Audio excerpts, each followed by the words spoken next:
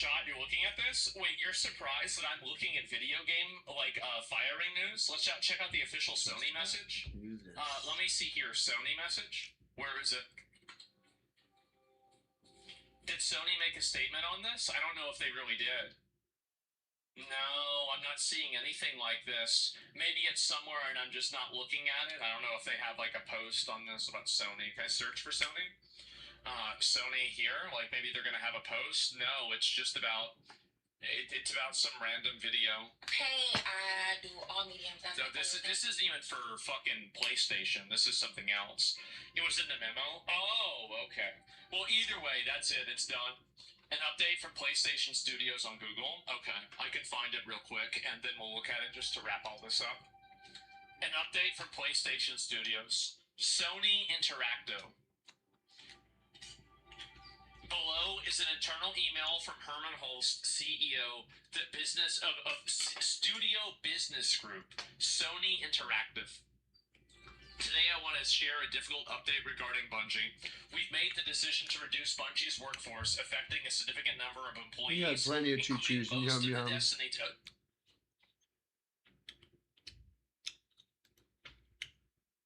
You've had plenty of choo-choos and yum-yums, honey bunny bum bum.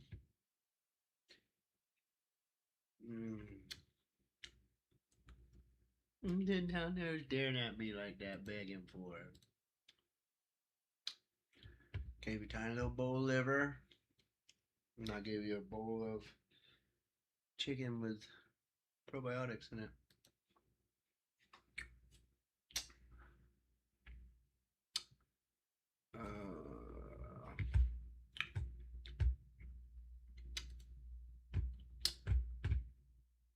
Yes, let's do this one first.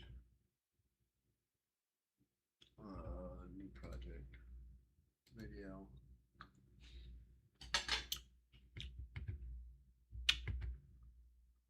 And it's oh,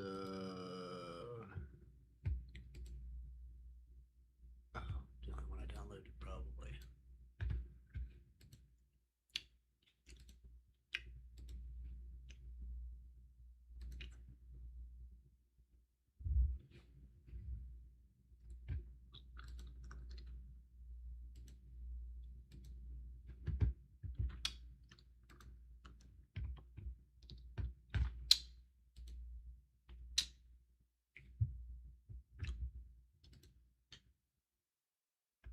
Just did one at a time. I thought I already downloaded both of them. There we go.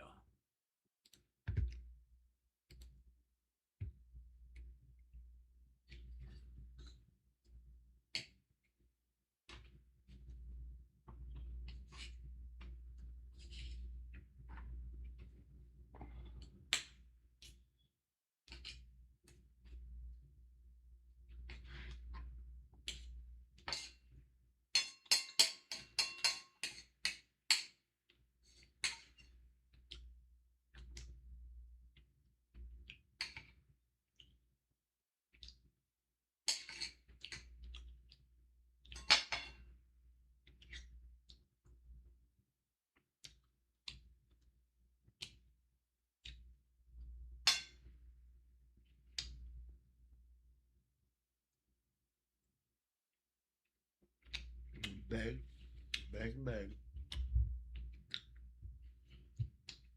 I'll give you some.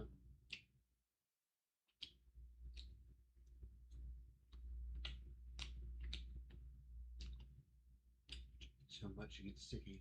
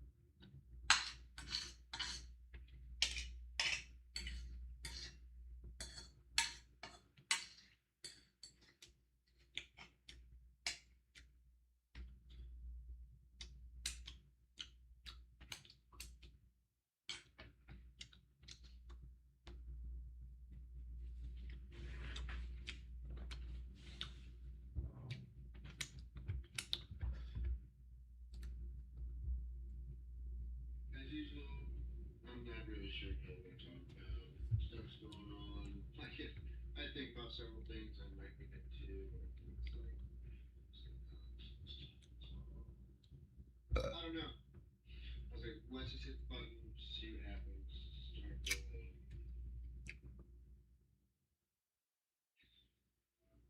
Obviously, things don't look the same in here on the set.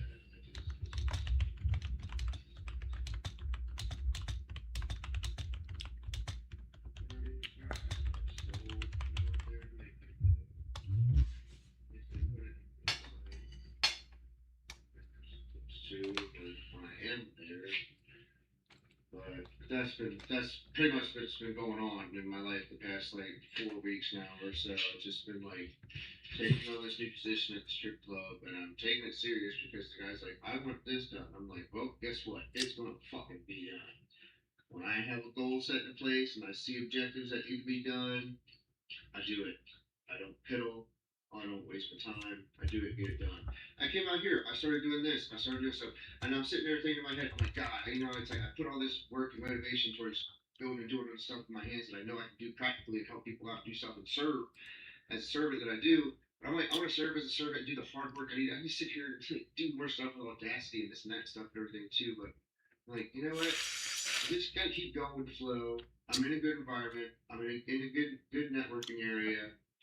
I just gotta keep up good personal relationships with the people here that I'm working with at the strip club, and just keep making appearances at Dungeons and Dragons, and keep interacting with those wonderful guys, and then just keep showing face, try to keep showing face downtown every once in a while. As usual, I'm not really sure what I want to talk about. Stuff's going on. I think about several things I might get into, and then it's like, what's it time? It's time. So I don't know. I was like, let's just hit the button, see what happens, start rolling. It's a lot of changes, a lot of things that obviously things don't look the same in here on the set. It's just.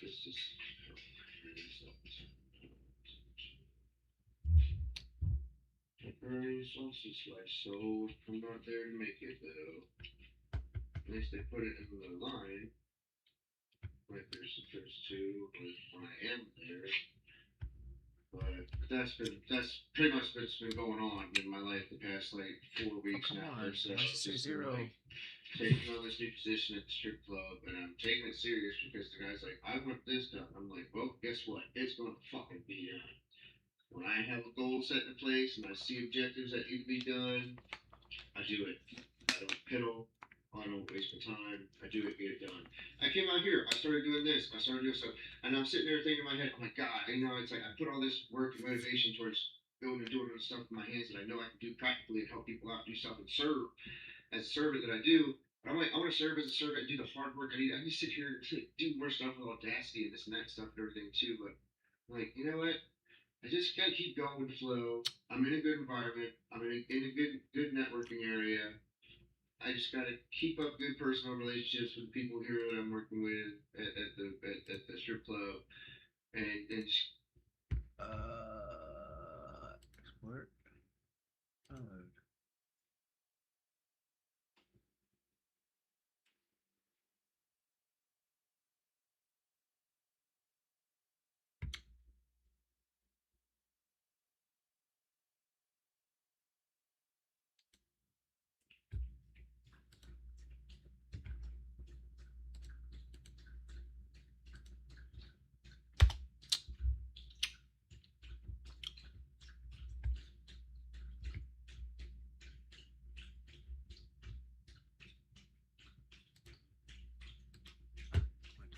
Download it.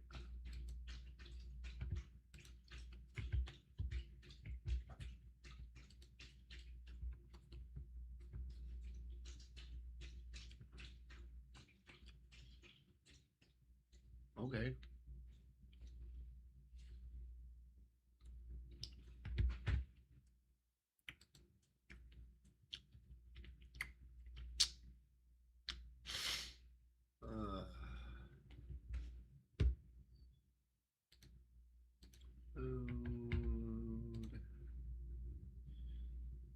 this one.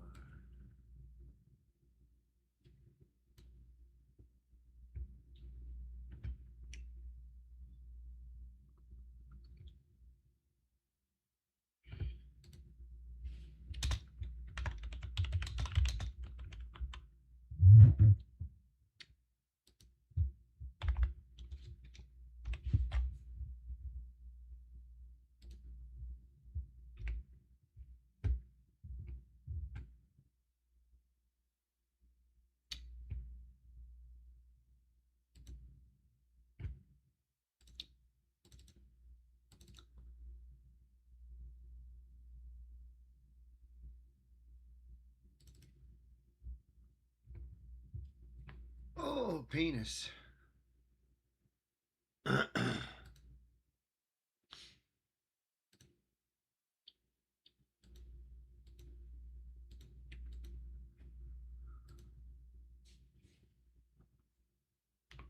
Oh.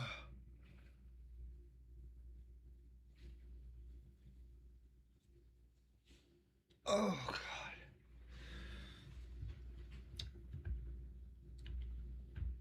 Fix the audio on that.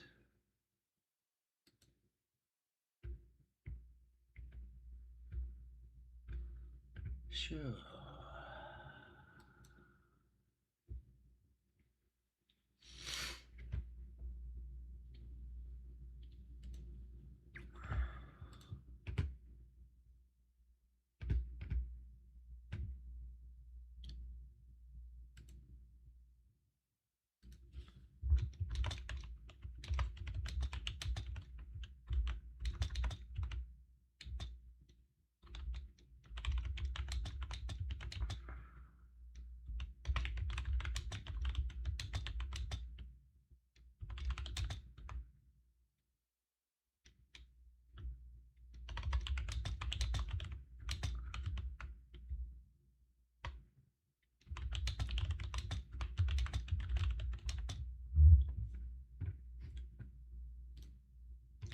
Oh, penis.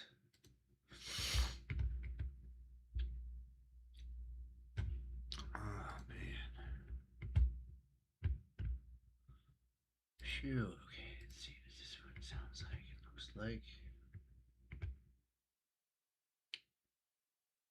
I've just been like taking on this new position at the strip club, and I'm taking it serious because the guy's like, I want this done. I'm like, well, guess what? It's gonna fucking be done. When I have a goal set in place and I see objectives that need to be done, I do it. I don't piddle. I don't waste my time. I do it, get it done.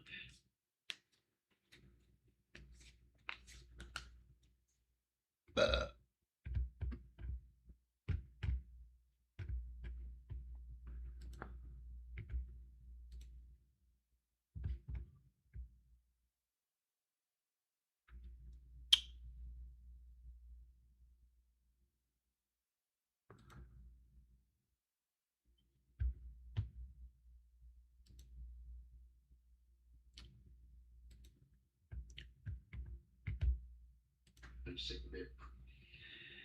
So we're getting out of here at the end of the month. Got the U-Haul set up and everything. We're moving up north to a one bedroom, 601 square foot. I got 3 months for free. It's only $855 a month.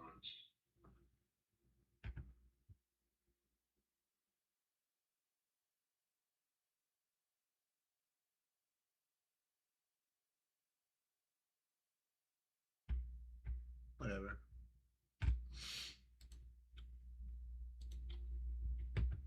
Take it.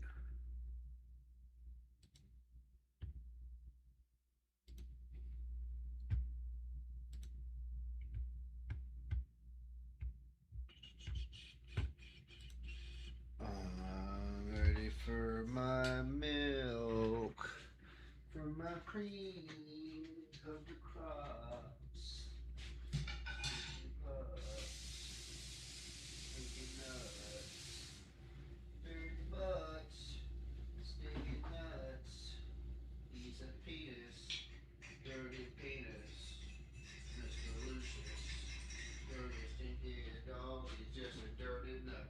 Stinky penis butt is just a dirty nut. dirty stinky nut. He's just a wiener. And a wiener butt, sexy wiener. He's just a wiener bear, sexy wiener boy.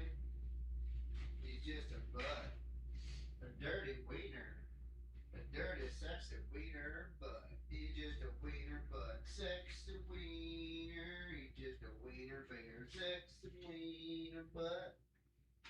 He's just a wiener butt, wiener baby. Plug this in.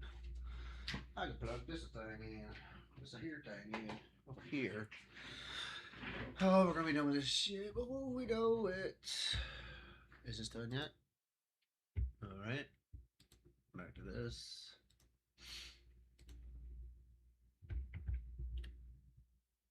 Patience and persistence.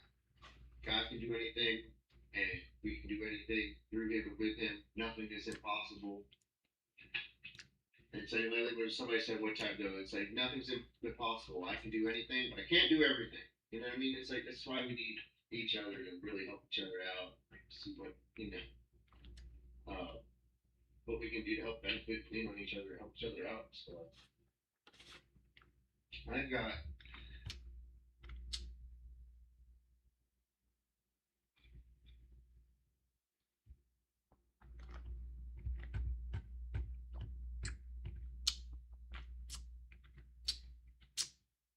I've been doing the most important part.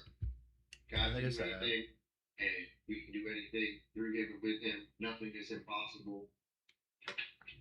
It's like when somebody said one time though, it's like nothing's impossible. I can do anything, but I can't do everything.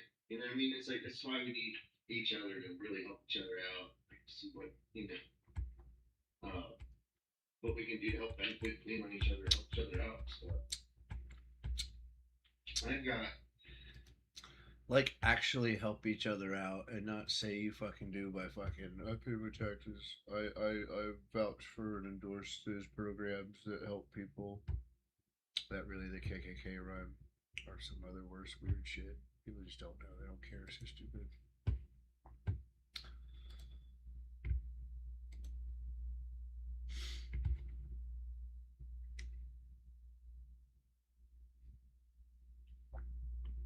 It's like, dude, I'm more fucking intelligent than these people. Why the fuck am I not making this kind of money? And it's like, I know that's not what I'm all about, and I don't need to be making all that kind of money.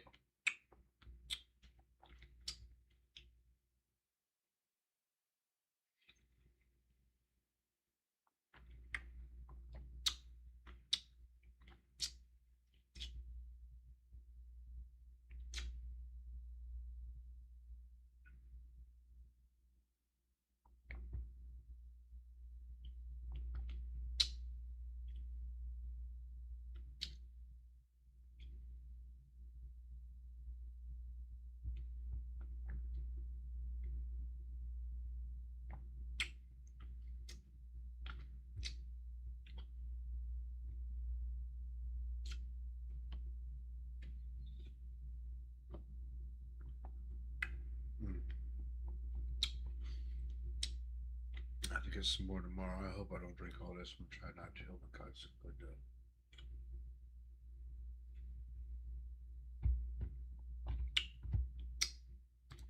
I get.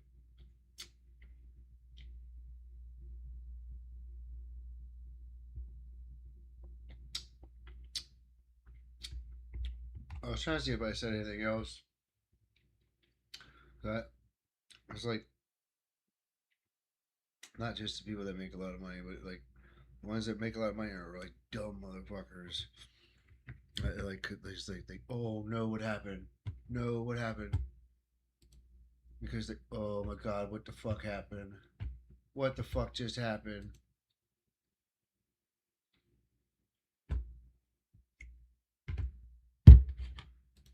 Oh my God.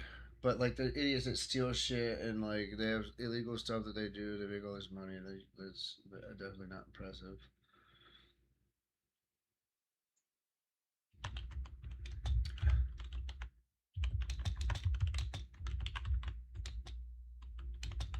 my stream while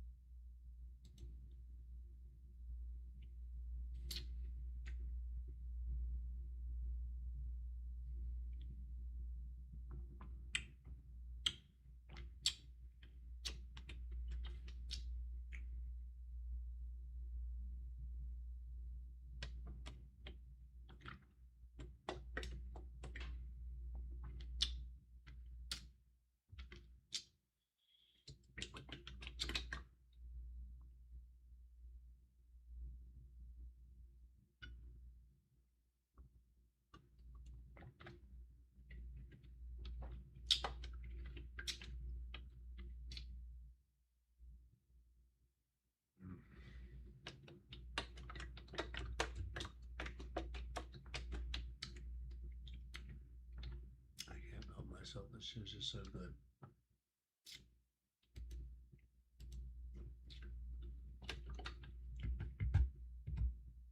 It's like I desire what God desires. You know what I mean? And I want He gives you His desires when your will lines up with His will. And that's really more or less what I want. I want you to be you, but it,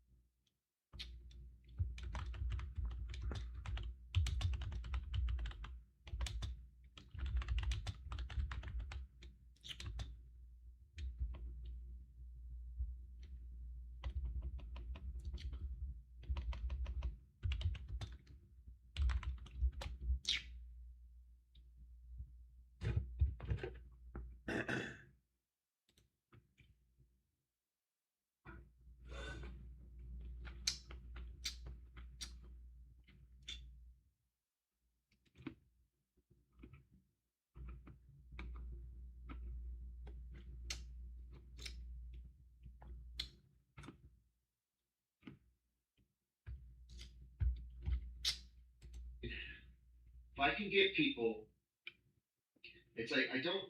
Sometimes like usually people think like you do. It's like no. It's like I desire what God desires. You know what I mean? And I want. He gives you His desires when your will lines up with His will. And that's really more or less what I want. I want you to be you, but it's like you will see how much more rewarding life is once your will lines up with His will. And you start, you're just so much more fulfilled.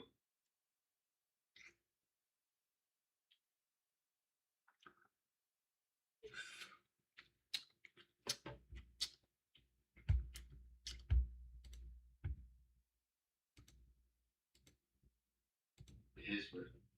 And that's really more or less what I want. I want you to be you, but it's like you will see how much.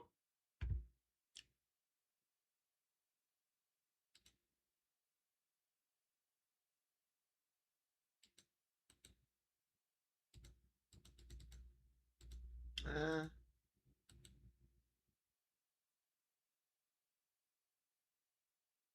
oh, well, they've changed. Oh, wait a minute. Oh, wait a minute.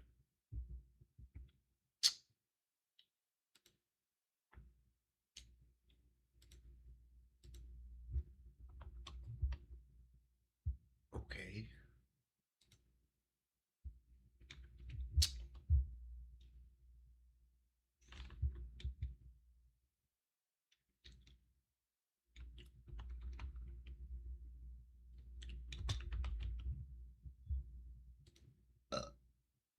The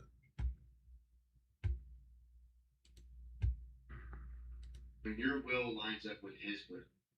And that's really more or less what I want. I want you to be you,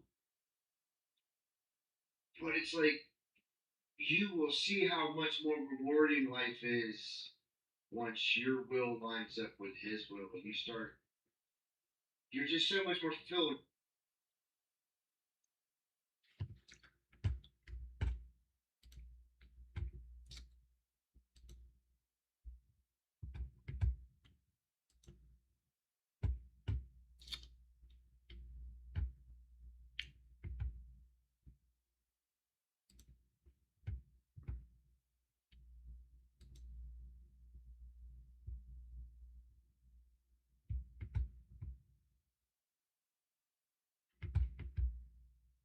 Things could have been a lot different if I heard that Prager U thing when I was young and impressionable.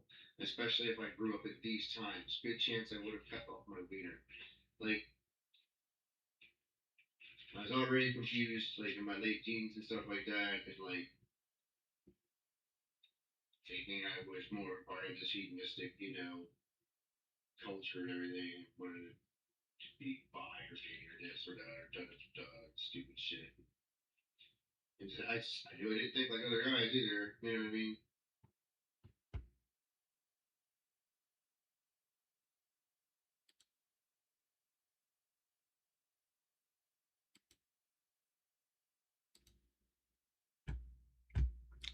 this one's fucked up.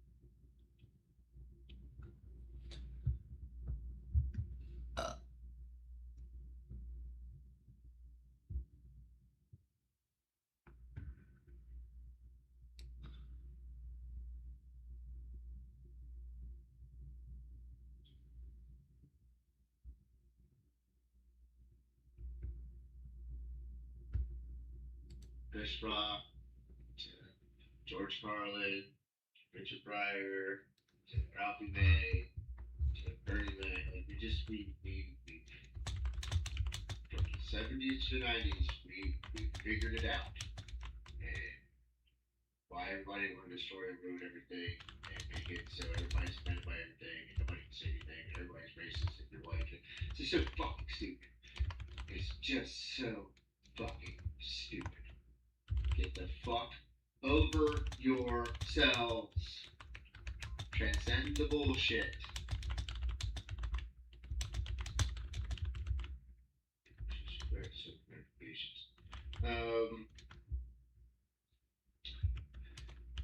Notifications. Sometimes I try to remember why I think I first saw that video and yeah, it makes sense now. Things could have been a lot different if I heard that Prager U thing when I was young and impressionable. Especially if I grew up at these times. Good chance I would have cut off my wiener. Like I was already confused, like in my late teens and stuff like that, and like thinking I was more part of this hedonistic, culture and everything, wanted to be bi or gay or this or that, stupid shit. And so I knew I didn't think like other guys either, you know what I mean? So it's like, obviously that's all I think about is conversations.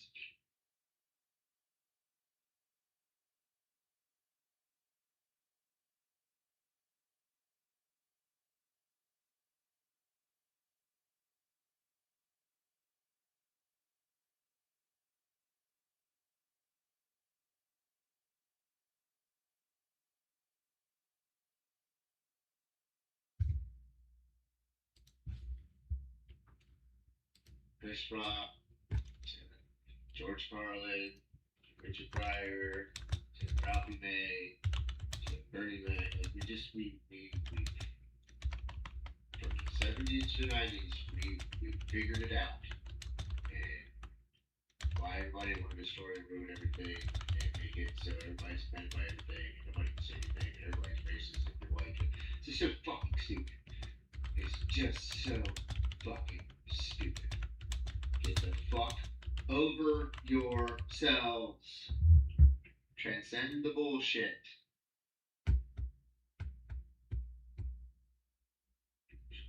Notifications.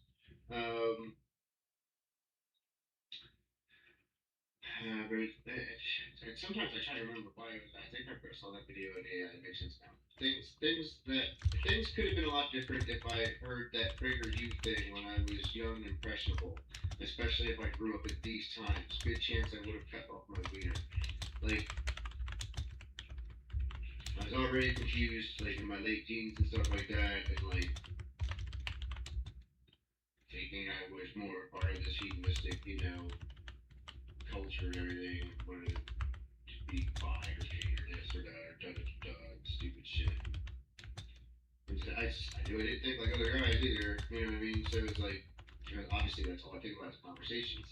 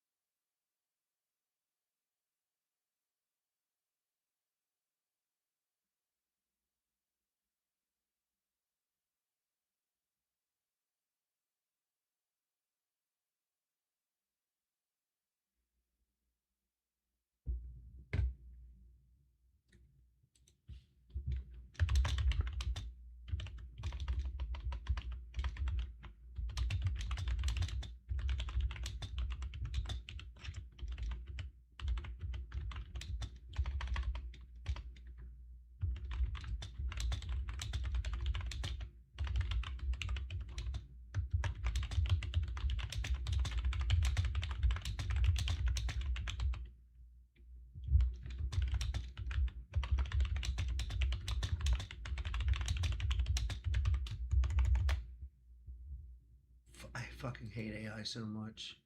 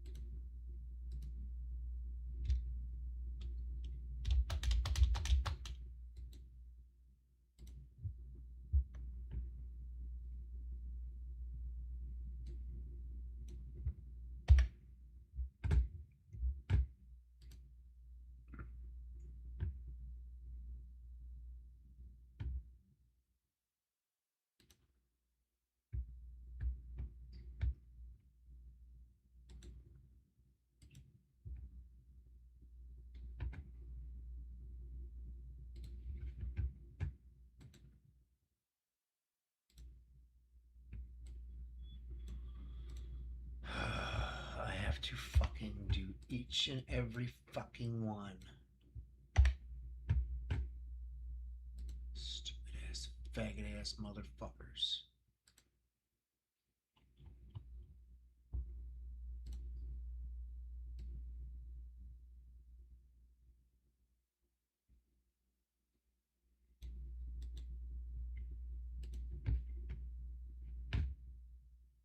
God damn it.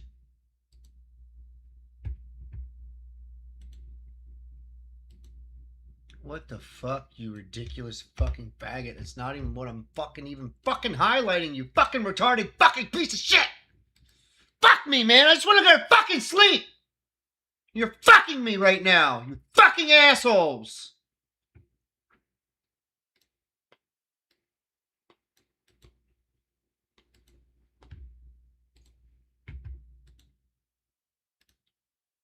Why the fuck is it doing this ignorant faggot fucking shit?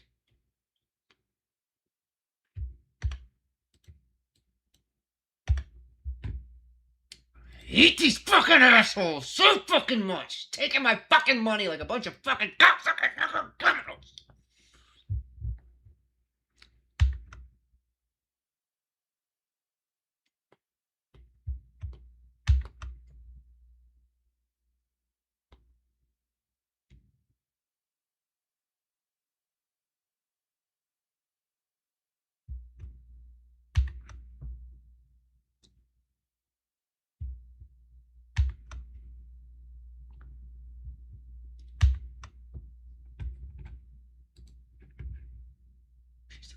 Faggot ass, dick licking motherfuckers! Cock sucking, goddamn piece of shit faggot criminals! Fucking hate these fucking piece of shit motherfuckers!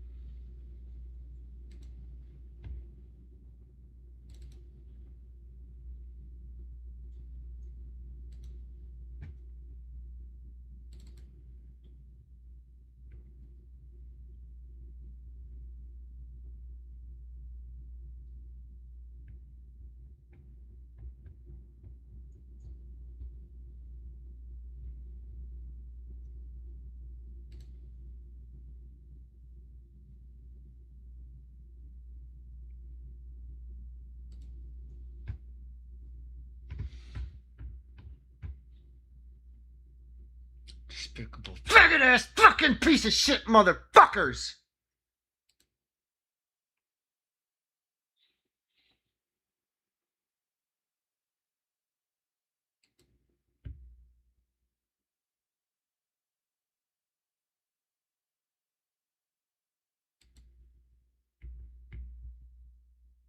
I want to get this, but download his games and fucking play them, but I gotta keep dealing with these stupid cocksucking fucking idiots!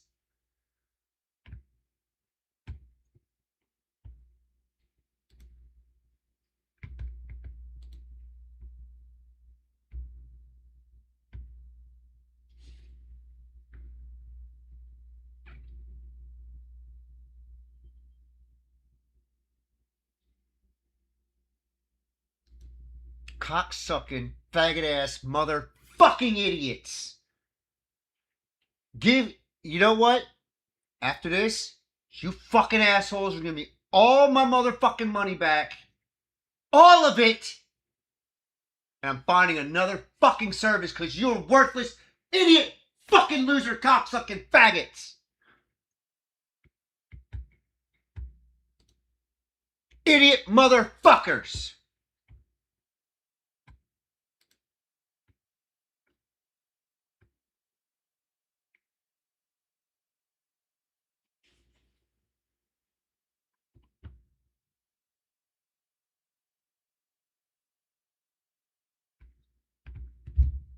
clip this video and specify, clip the fucking part out where I call your stupid fucking company a bunch of stupid faggot fucking cocksuckers, you stupid fucking cocksucker!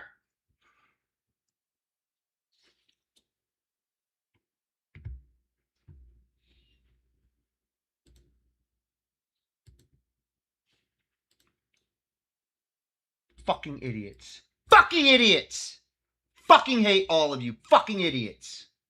Fuck you. Fuck you. You don't understand. You're stealing from me, and I can't stand it when motherfucking faggot ass idiots fucking steal from me.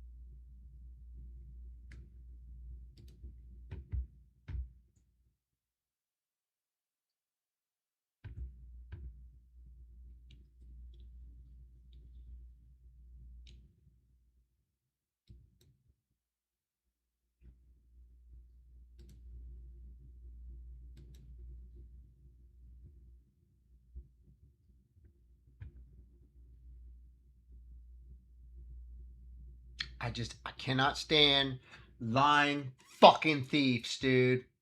It just drives me so fucking nuts. Lying fucking thieves drives me fucking nuts. If that offends you, then don't fucking steal from me, you fucking idiots! Waste my fucking time. I wanted to be fucking asleep by now, but your dumbasses are fucking me!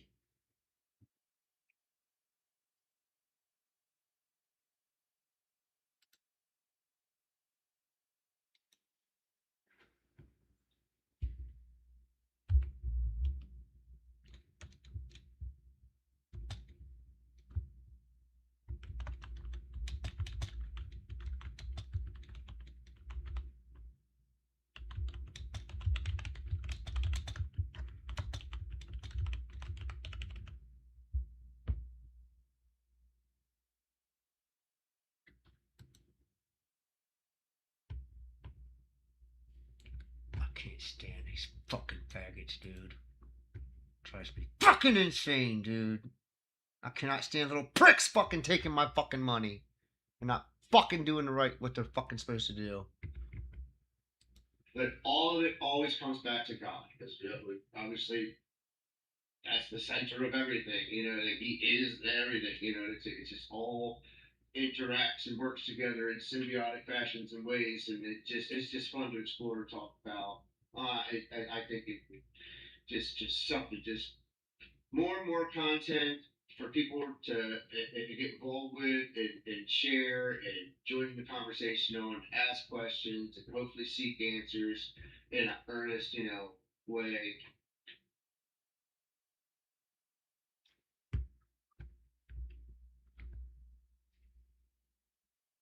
Ooh, Christian. Look, God hates the sin and loves the sinner. But God hates a liar. You're fucking liars and fucking thieves.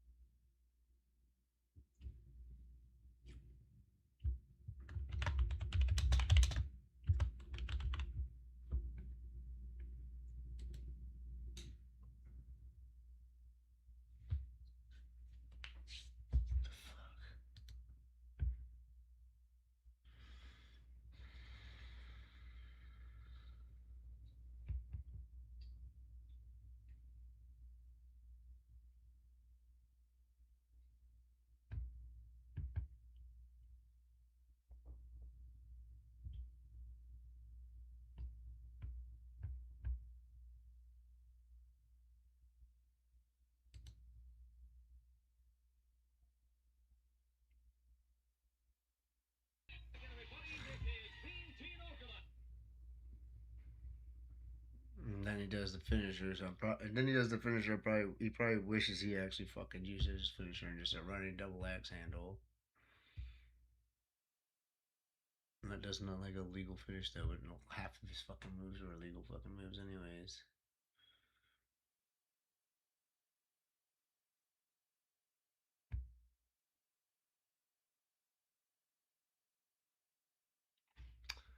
All right.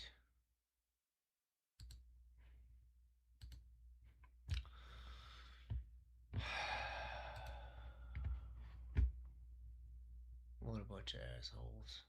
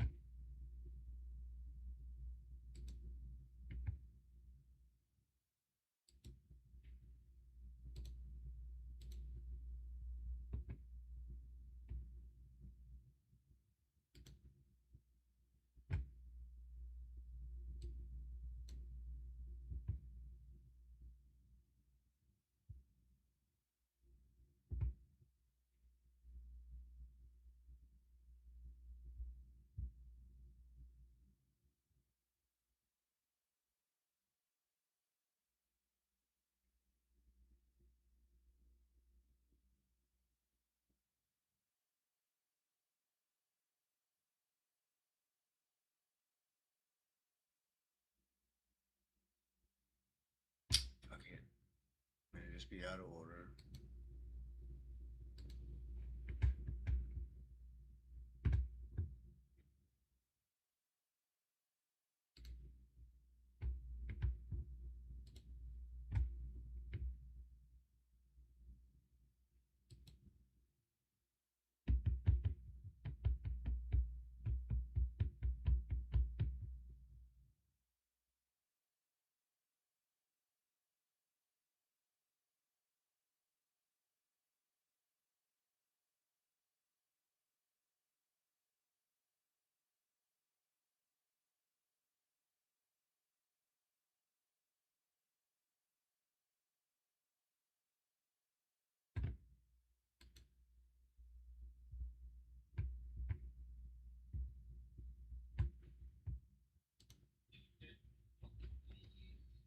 It's like everyone has forgotten George Carlin and shit. They don't understand it.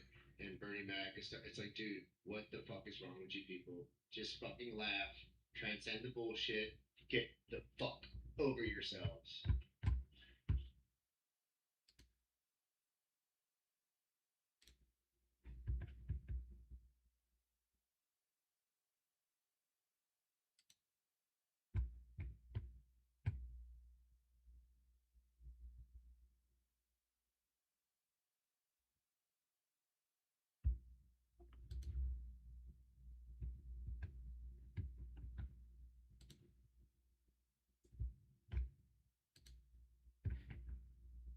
If I know God is always with me and I know He's with me and I shouldn't have a problem with Him. So it's like God is all I should fear and all we should fear.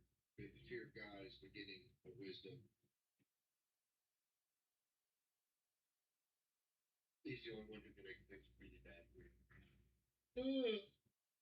Stick it up there or whatever.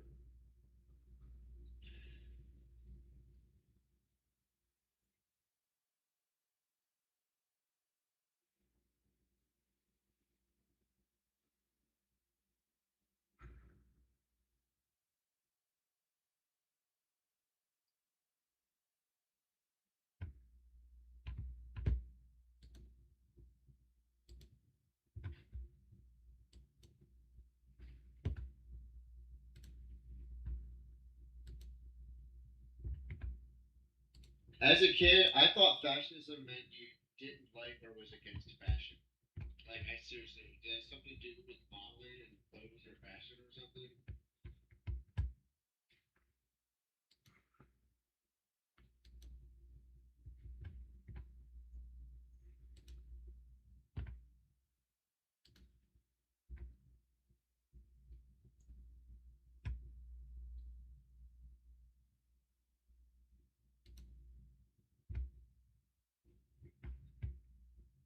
What I see is low frequency and high frequency people. Like, there's people with low class and high class statuses that are low frequency people, and then there's high frequency people. More and more people will start to understand what that means.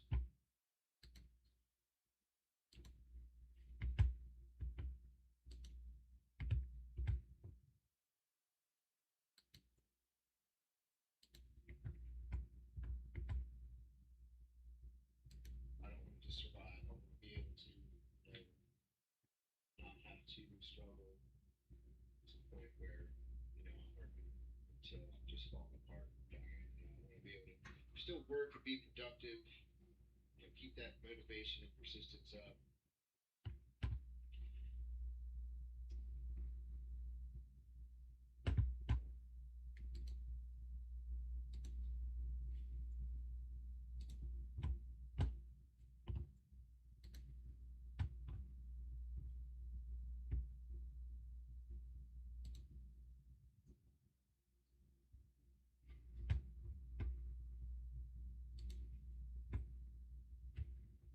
Actually put in that situation, man, it's hard not to get anxiety driven.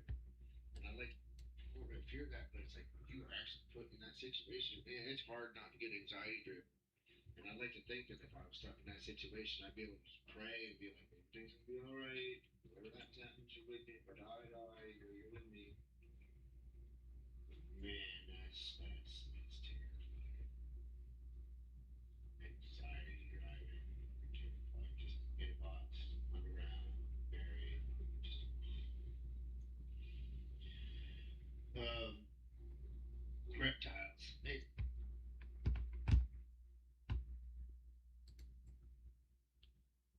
I don't even care. It's missing so much fucking shit like the other one.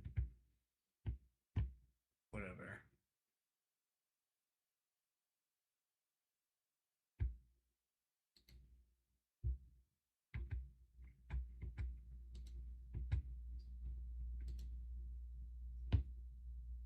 This one didn't have any audio problems.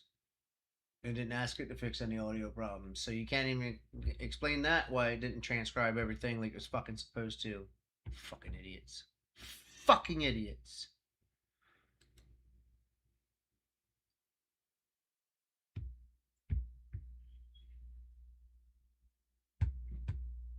And when I do have people to chat, I don't fucking notice it because I never have people to chat, so I don't think to look at it. So it's just, I don't know. It all, like I said, it's just going to keep growing.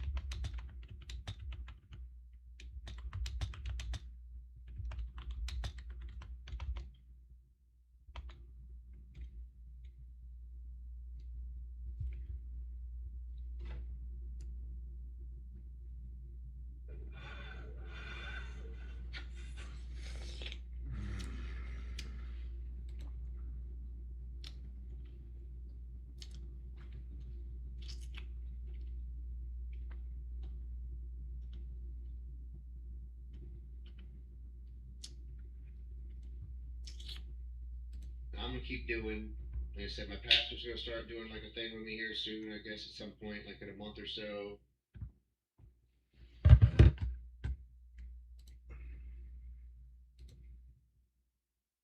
Mm. Mm. Oh god, now I gotta sit here for a fucking hour and upload all these motherfuckers.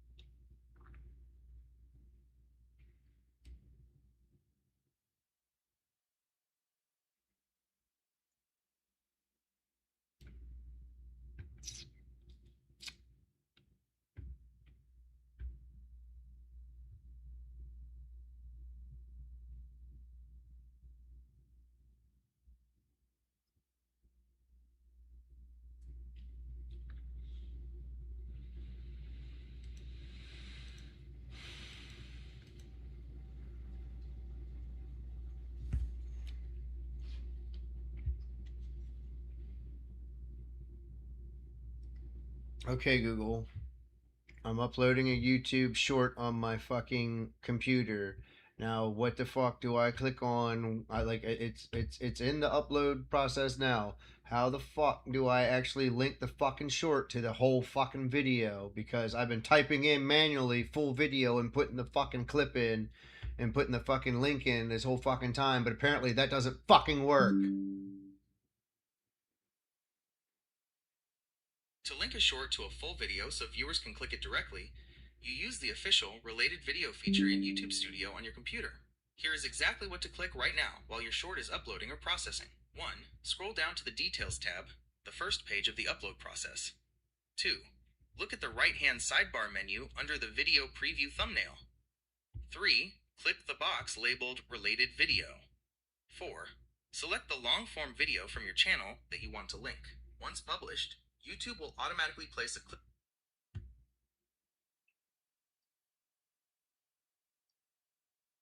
What are you fucking talking about?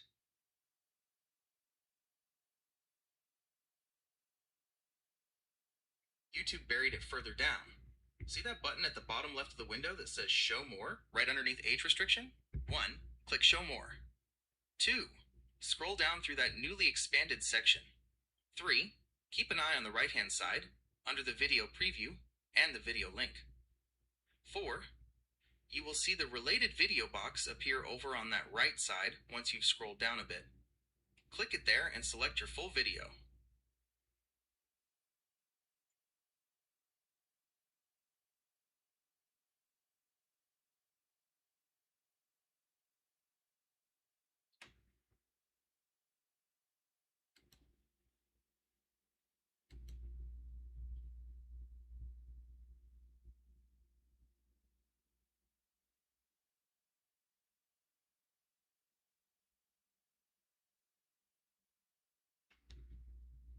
I fucking hate all of you fucking AI lying fucking assholes. Nothing says what you claim it fucking says, you fucking liar.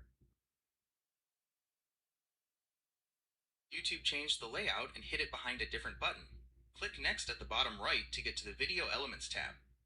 The related video option is located on that second screen.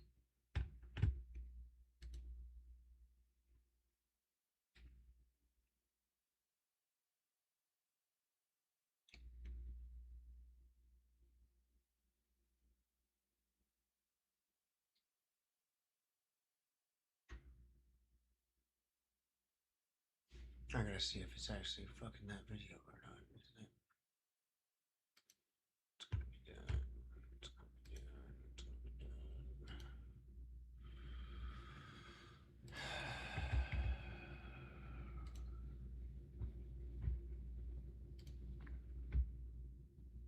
It's gonna be done.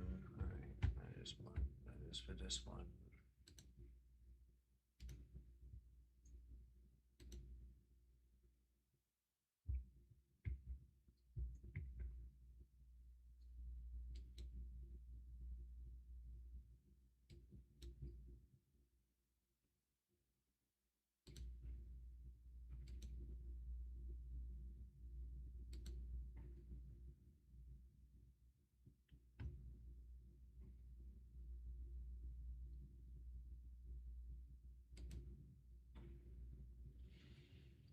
I have so many fucking videos, and I just found out about this ignorant fucking bullshit the other day. How the fuck am I supposed to go through all my fucking video, all my fucking 500 some odd fucking shorts and fucking relink them all fucking, dude. I typed it all out. Typed in the word full video, colon, and then the fucking link to the fucking, and no, you're just gonna be fucking assholes. You don't have to do it all at once, and you don't have to manually type out text or links anymore. To update your existing shorts quickly without re-uploading, 1. Go to YouTube Studio on your computer and click Content on the left menu. 2. Filter by shorts, hover over a video, and click the Details pencil icon. 3. Look at the right-hand sidebar. The related video box is right there on the main page for already published videos. 4. Click it, select the full video, and hit Save. It takes about 5 to 10 seconds per video. You can just chip away at your top performing shorts first, so you don't burn yourself out trying to fix all 500 at once.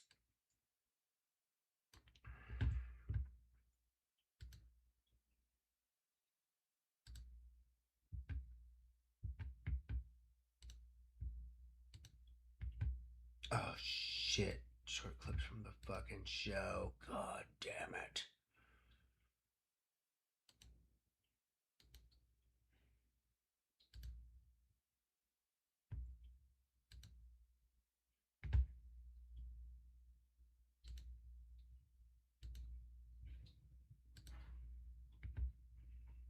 I gotta fucking wait.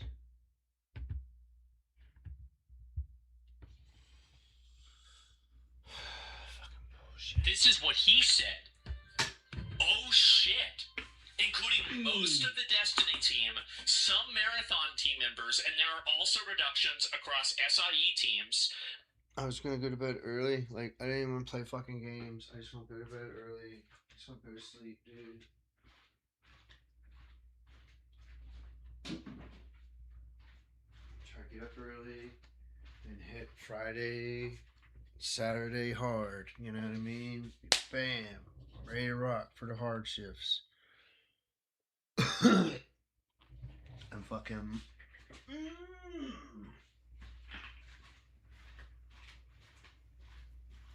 ready to chill on Sunday.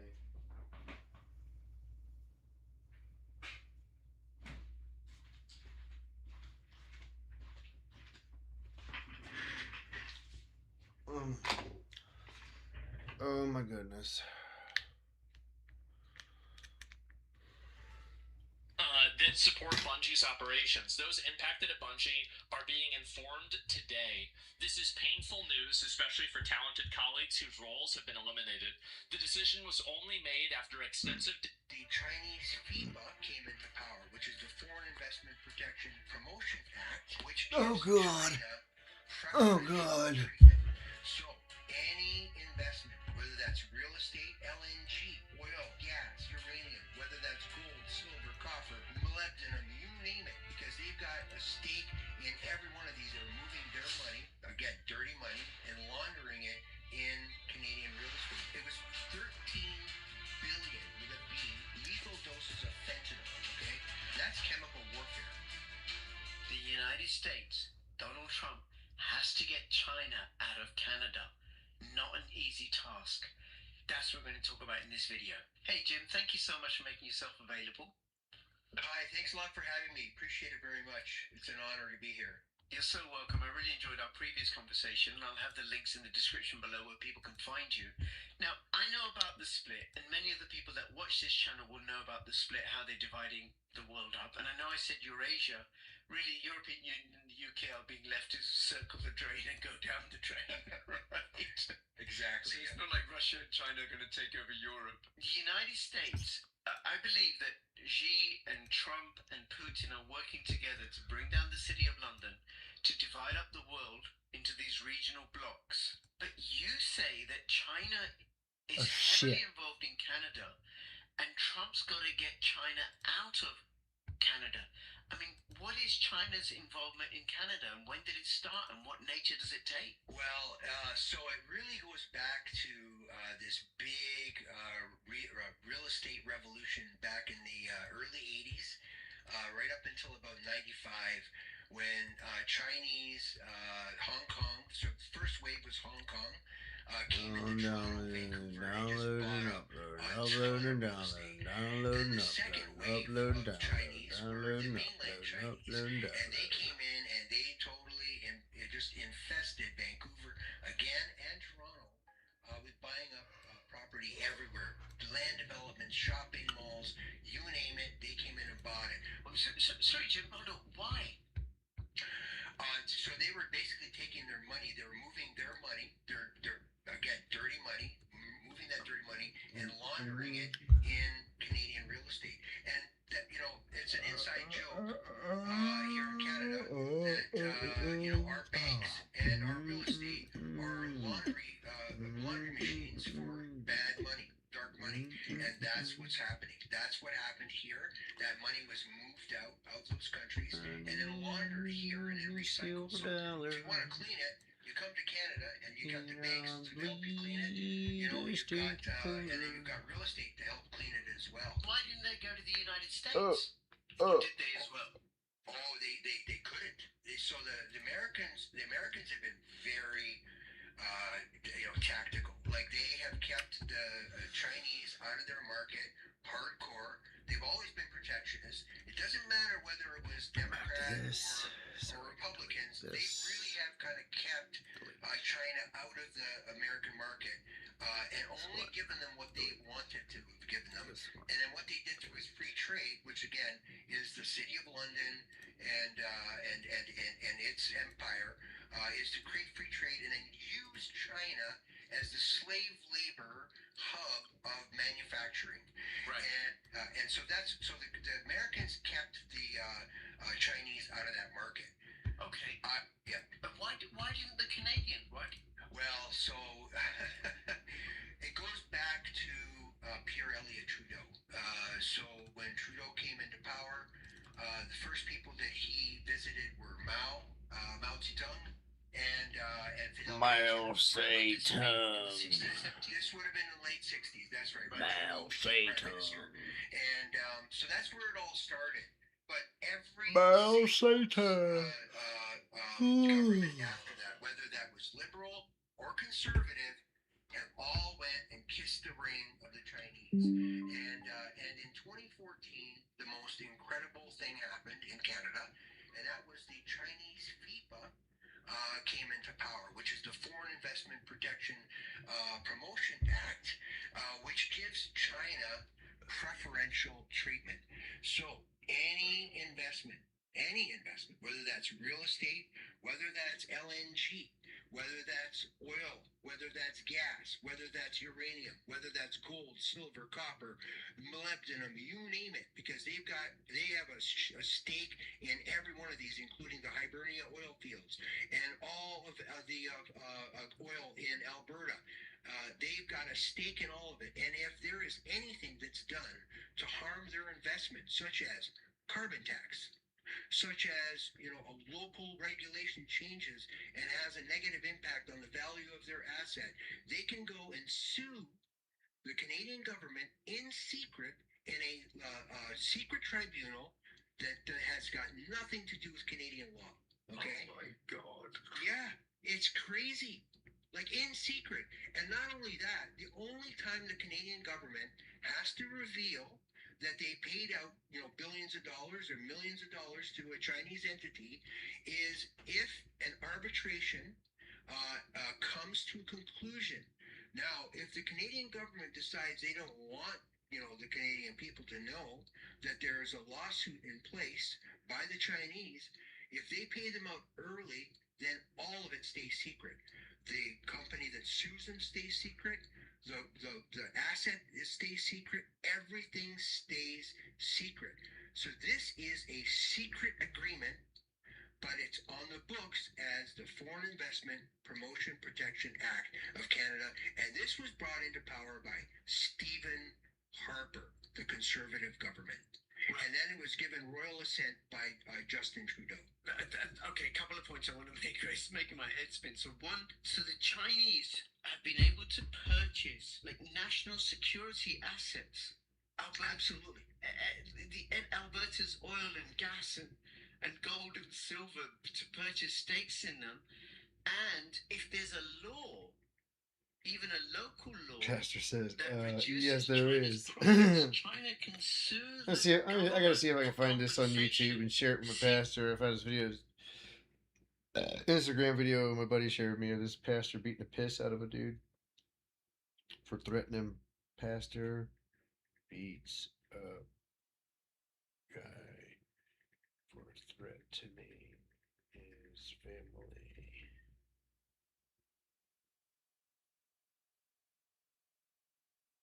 Yeah, it's up there now. Yeah, it's all over the news now.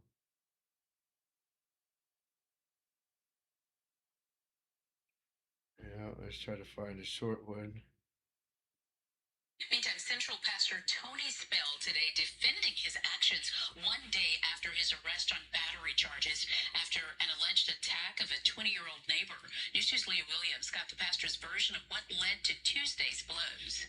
This new video shows a man who deputies identify as Pastor Tony Spell yelling what sounds like "I'll break your neck" while charging across the street at a 20-year-old neighbor who he'd been feuding with for years. Spell claims he was repairing a church bus when he heard the 20-year-old yelling and threatening his family from across the street. He said, "Tony, I'm going to rape your wife. I'm going to rape all of your grandchildren." And he said, "The next time you go out of town, I'm going to kill them. And what the F are you going to do about it?" 1 day after his arrest on second-degree battery charges, Pastor Spell went on to claim that church members were also called racial slurs by the neighbors in the past. I have a duty and an obligation to protect them. The fight, described by the pastor as the product of years of tension between the church and the family across the street identified as the Sherwin family. A Sherwin family member told me off camera his family would never threaten Pastor Spell or any members of the church. He went on to call Spell a, quote, bully who gets mad when he does not get his way. Christy Sloan also lives nearby. I was honestly appalled. She believes both sides could be spinning their side and omitting some of the truth. It's going to take more digging into.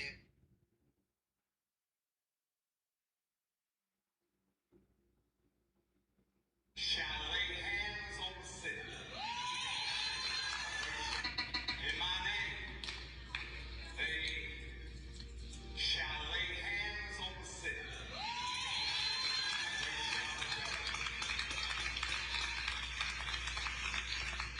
So today, Brother Mayor, all of you, we pray.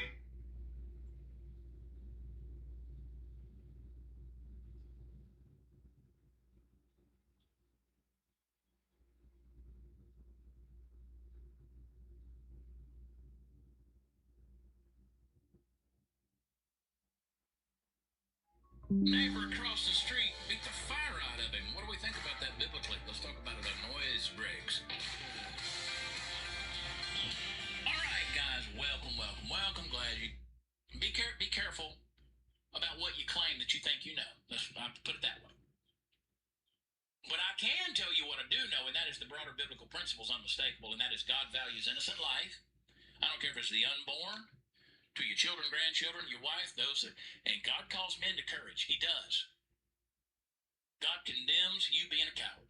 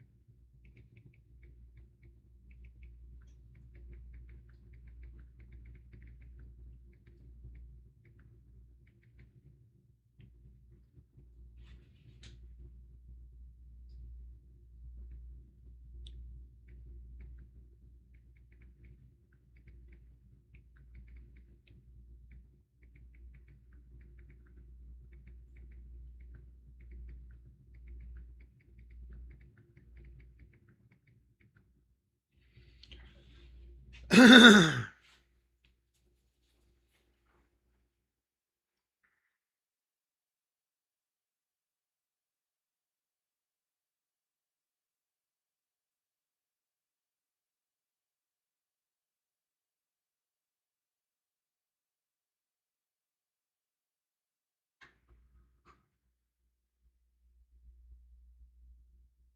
mom is checking out her sparkling new garage just as a stranger walks up the driveway.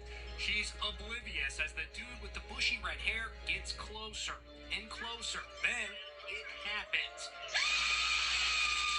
Oh my goodness, now that's a scream. A mom is checking out her sparkling new garage just as a stranger...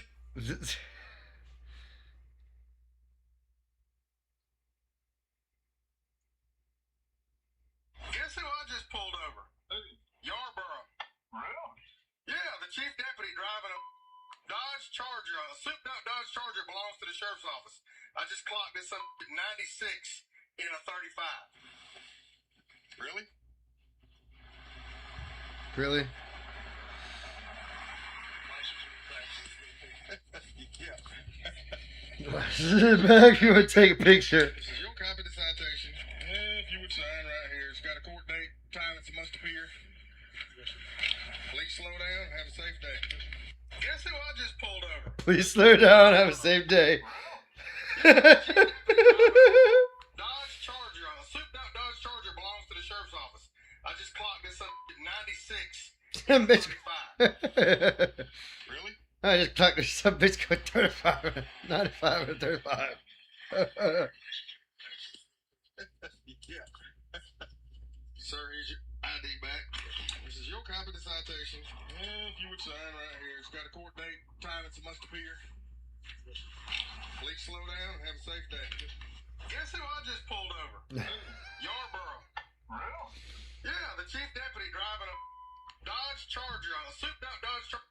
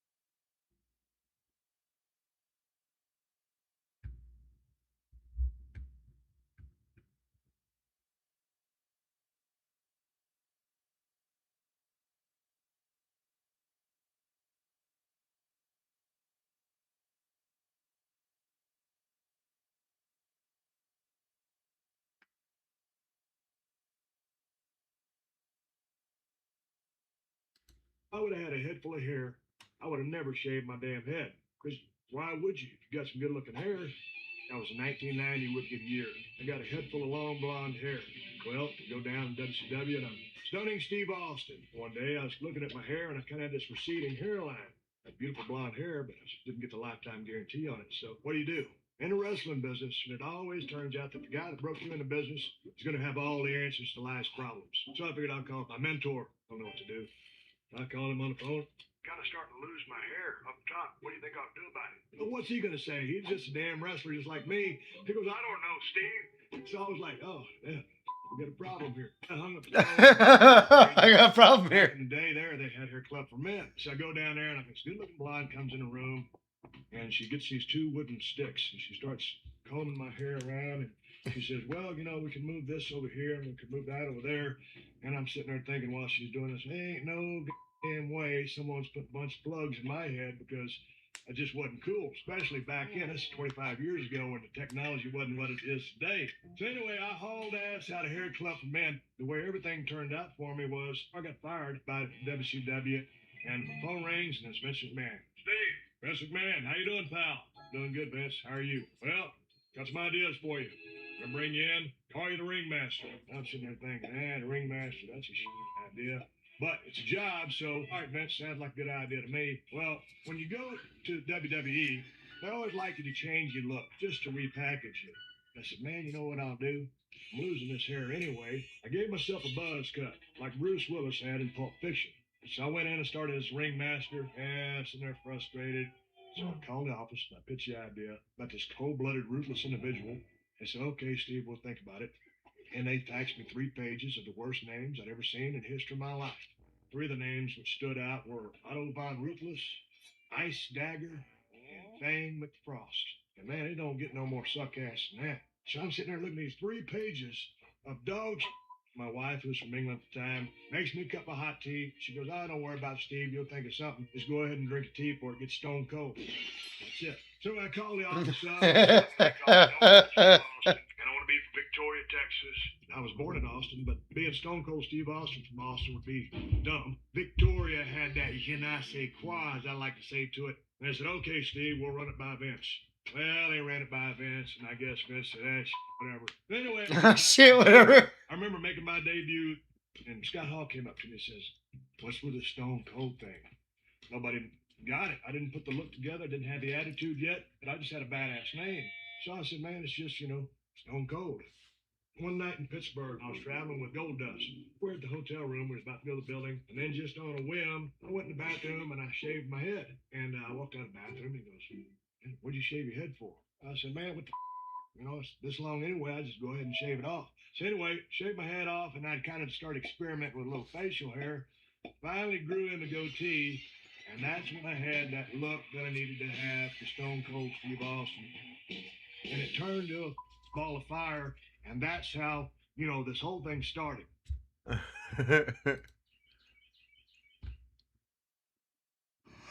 Oh, fuck, dude, no. Oh, I have all this. See, I get distracted in the fucking sideline. It's already almost been an hour, and I'm not even halfway through this fucking shit. Because I get sidetracked and talk to people and do this and do that.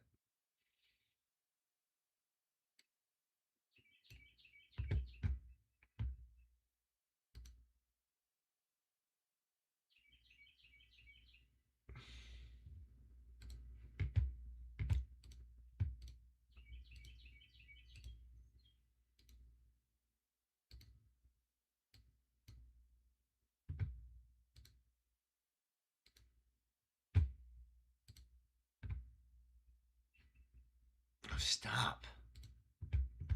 It's so fucking stupid because this old fucking flat screen is nowhere near the fucking quality of this one. So I can't make it the same size thing when I'm scrolling from thing to thing. So it's just here that this upper screen is. So if I want to go up there, I just go up here over here. But if I go up here over here, it goes up fucking over there too. But then I go back down, it brings me over here. It's so fucking annoying. So stupid.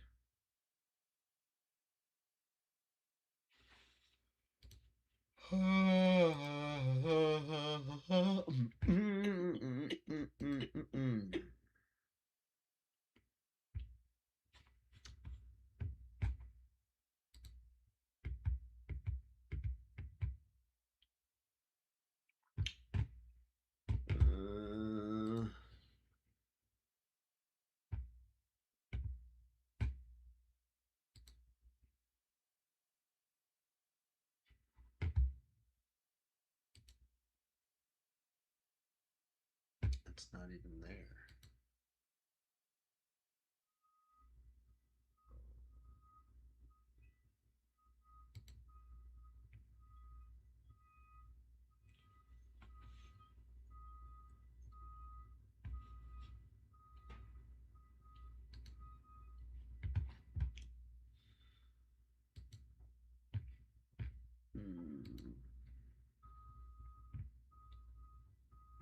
Blue Chance, Wiener.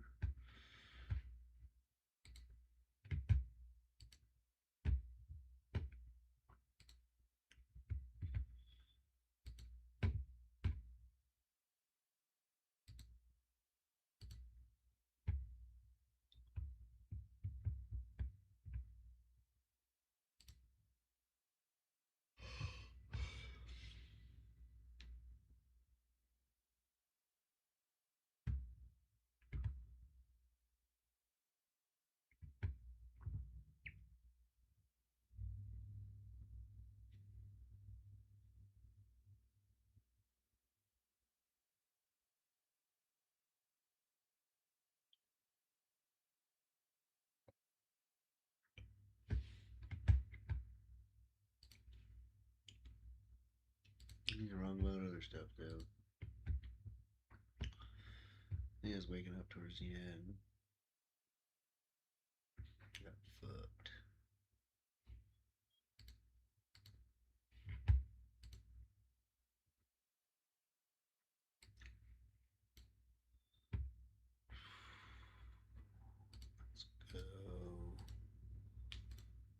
Let's go. Let's go.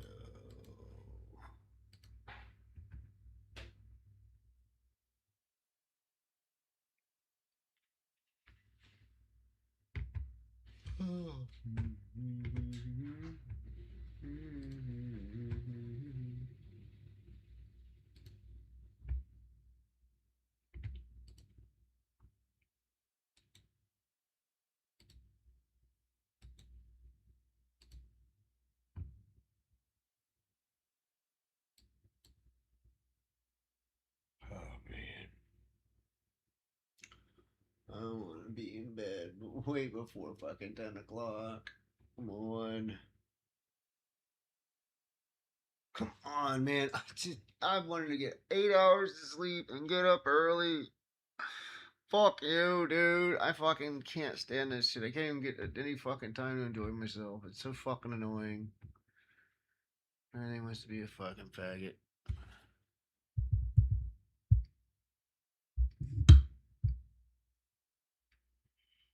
I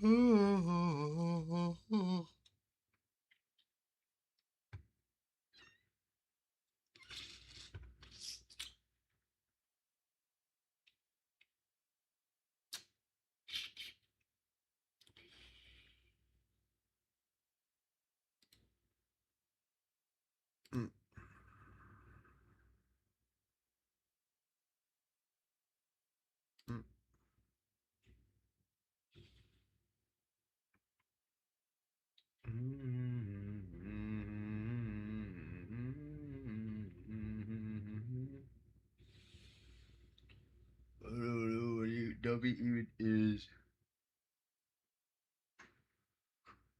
I see it all the time. I have no fucking clue what it is.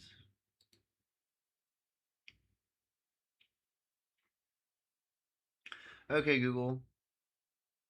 What even is this Dubby shit that you see? It's like, well, we want to sponsor you, Dubby, and I've seen it on other people's podcasts. And like, Dubby. What the fuck is this shit? What is this product? It looks stupid.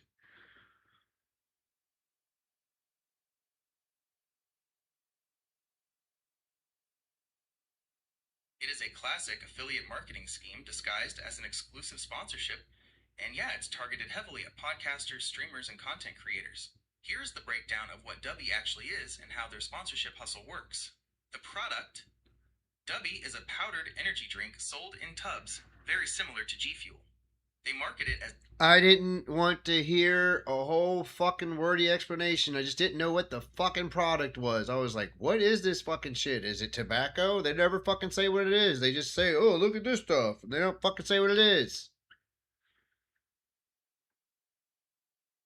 It is a powdered energy drink like G Fuel. No shit, Sherlock. You just fucking told me that.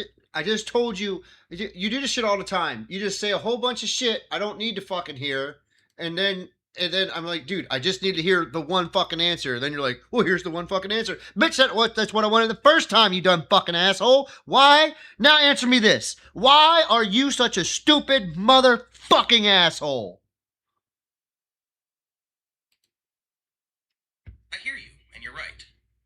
I completely overcomplicated a simple question the first time around. I tend to dump way too much info instead of just getting straight to the point, and I get why that's incredibly annoying when you just want a quick answer. I'll cut the fluff and keep it direct from here on out.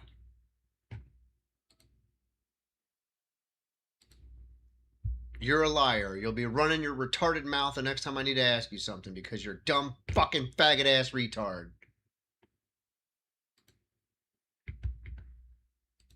I won't waste your time.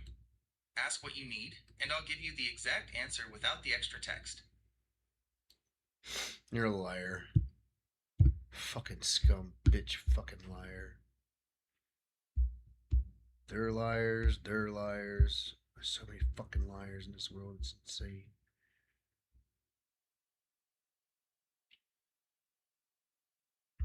Good morning again. Yeah, this was an Asiana Airlines plane with 194 people on board. And let's go ahead and go right to the video now because it's just unbelievable. Because police there in South Korea say a 33-year-old passenger opened the emergency exit door about 850 feet above ground right after the pilot made that routine announcement that the plane was about to land.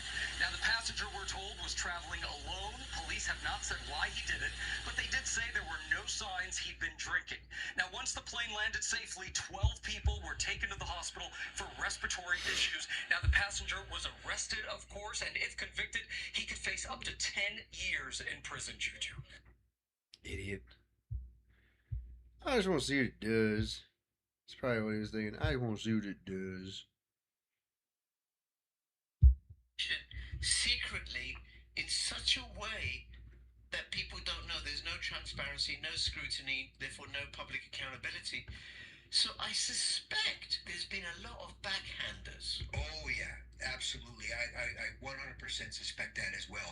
And when you take a look at all of the national security assets that they have, I mean, like in Saskatchewan, they've got a stake in uranium mines. You know, I mean, like when you look at, you know, and then when you hear Trump talking about, you know, Canada being a potential risk, you've got Kash Patel talking about, you know, fentanyl, so the reverse opium war happening against the United States. Before we get to that, I want to stay with this FIPA law and the Chinese investment, the so-called legitimate investments in Canada, right? So they're investing in all sorts of things, including important security assets like uranium, like oil, like gas, and I suppose buying up farmland as well.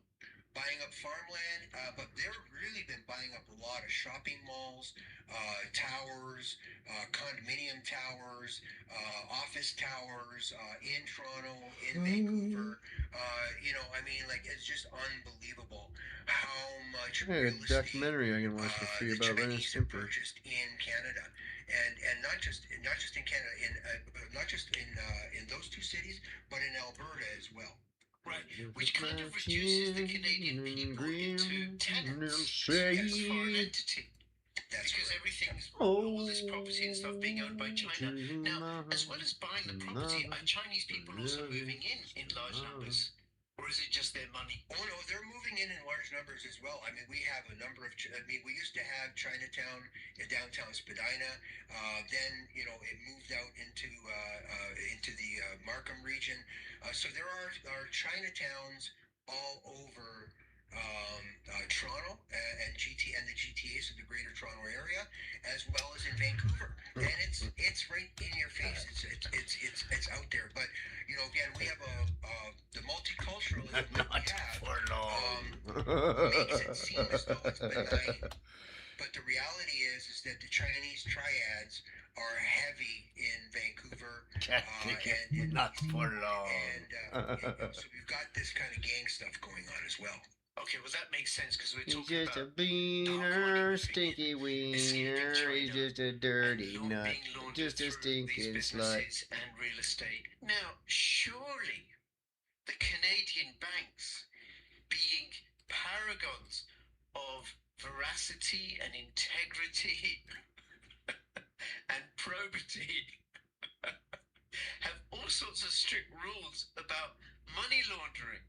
Oh, absolutely. So strict that the TD Bank has Oh the largest boy. fine in the history of U.S. Oh banking. yeah. That's $3 billion fine for money laundering, and it wasn't just TD. Oh, he's just a RBC, Peter HSBC, nut. HSBC, Oh, a dirty Scotiabank, wiener all of them. slut. Every single one of them have paid fines for money laundering. But the average person, you know, they file their taxes sideways, and you know they get threatened with jail time. The banks, they just pay a fine and it's right back to that same type of business again. Just the cost of doing business, isn't it? Yeah, exactly. That's right. Yeah. And that's what the stuff they got caught with. Okay. Now imagine the stuff that they didn't get caught with. You know, the amount of laundering. So if they caught them laundering there, what other money was laundered that wasn't caught? You know. So and again, it's terrorist money that is being laundered. Like everybody looks at Canada as being this, you know, oh well, they're really peaceful and they're just very polite and everything else. Oh, Canadians are lovely. In my experience, Canadians are lovely. But our banking system and our government are as corrupt as you could ever imagine. You know, it's crazy. You know, okay, can't believe this. So then they bypass all their rules and regulations. They get fined for laundering. We only know about the stuff that they've been caught for. We don't know about the stuff where they've, I don't know, paid off auditors or whatever, or hasn't been uncovered or has been ignored. And you said terrorist funding. What's China got to do with terrorist funding and Canada? These are not terrorist nations. Not overtly, anyway. Yeah, exactly. I mean, you know, at the end of the day, really, we've got to take a look at the fact that, you know, China. So we've got different factions, right? We've got the globalists, the City of London and its empire, looking to create a one world government. Then you've got America, you've got Russia, you've got China, who are basically looking to be sovereign and to have power around the globe. So we've got this power dynamic happening where you've got the sovereign nations fighting to have power and control over a certain amount of marketplace and everything else in the world. Then you've got the globalists that want to destroy the sovereigntists and they want to own it all. Okay, so you've got this unbelievable dynamic of Okay, that's all of them from that. power trying to take over the world, and then you've got sovereign nations trying to, you know, eke out as much control and power around the world so they stay strong. So it's all about being strong, staying strong, and not losing their identity. So here you have China trying to gain as much foothold into the United States as possible for economic power, economic benefit, to grow their country so that their country gets powerful. America is doing the same thing. Russia is doing the same thing as well. So you have this dynamic that's taking place. And what I see happening right now is the sovereigntists are finally saying to themselves, look, we've got this globalist threat that wants to destroy all of us and consume all of us and basically make everybody in the world serfs to a few elite. What we want is we want our countries to stand strong and free and have power. So let's make an agreement. And what I'm seeing happening, based on all this power dynamic that's taking place, is that there is this fight that's going on, but then everybody is now going into their hemispheric area of, I'll say, control, for lack of a better word. But I think everybody is backing off from the globalist free trade environment and going into a place where the sovereigntists are going to, they're trying to win so that they have their area where they can be sovereign nations and be strong and free and grow their economies and to provide for their citizens. And so that's the dynamic that we've got going on right now in the world. So, but now China's going to still want to have as much power, as much economic access to the United States as possible. And where are they going to get that? Well, they've already got it here. They've got the pincer. I call it the pincer. So they've got their assets here in Canada. They've got all kinds of assets in Canada that the Americans also need, okay? They do need our oil and gas. They do need our uranium. They do need all those other things like gold, silver, copper, and what have you, which we have. We are resource rich in those areas. Our lumber, we've got tons of lumber.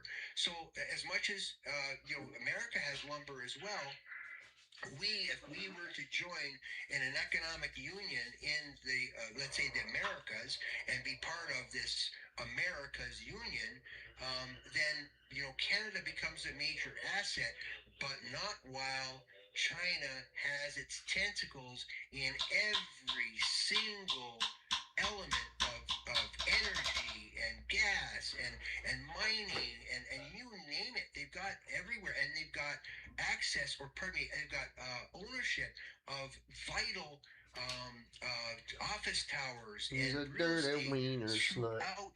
throughout Canada, and that doesn't even include any tech assets that they have that are also covered under FIPA.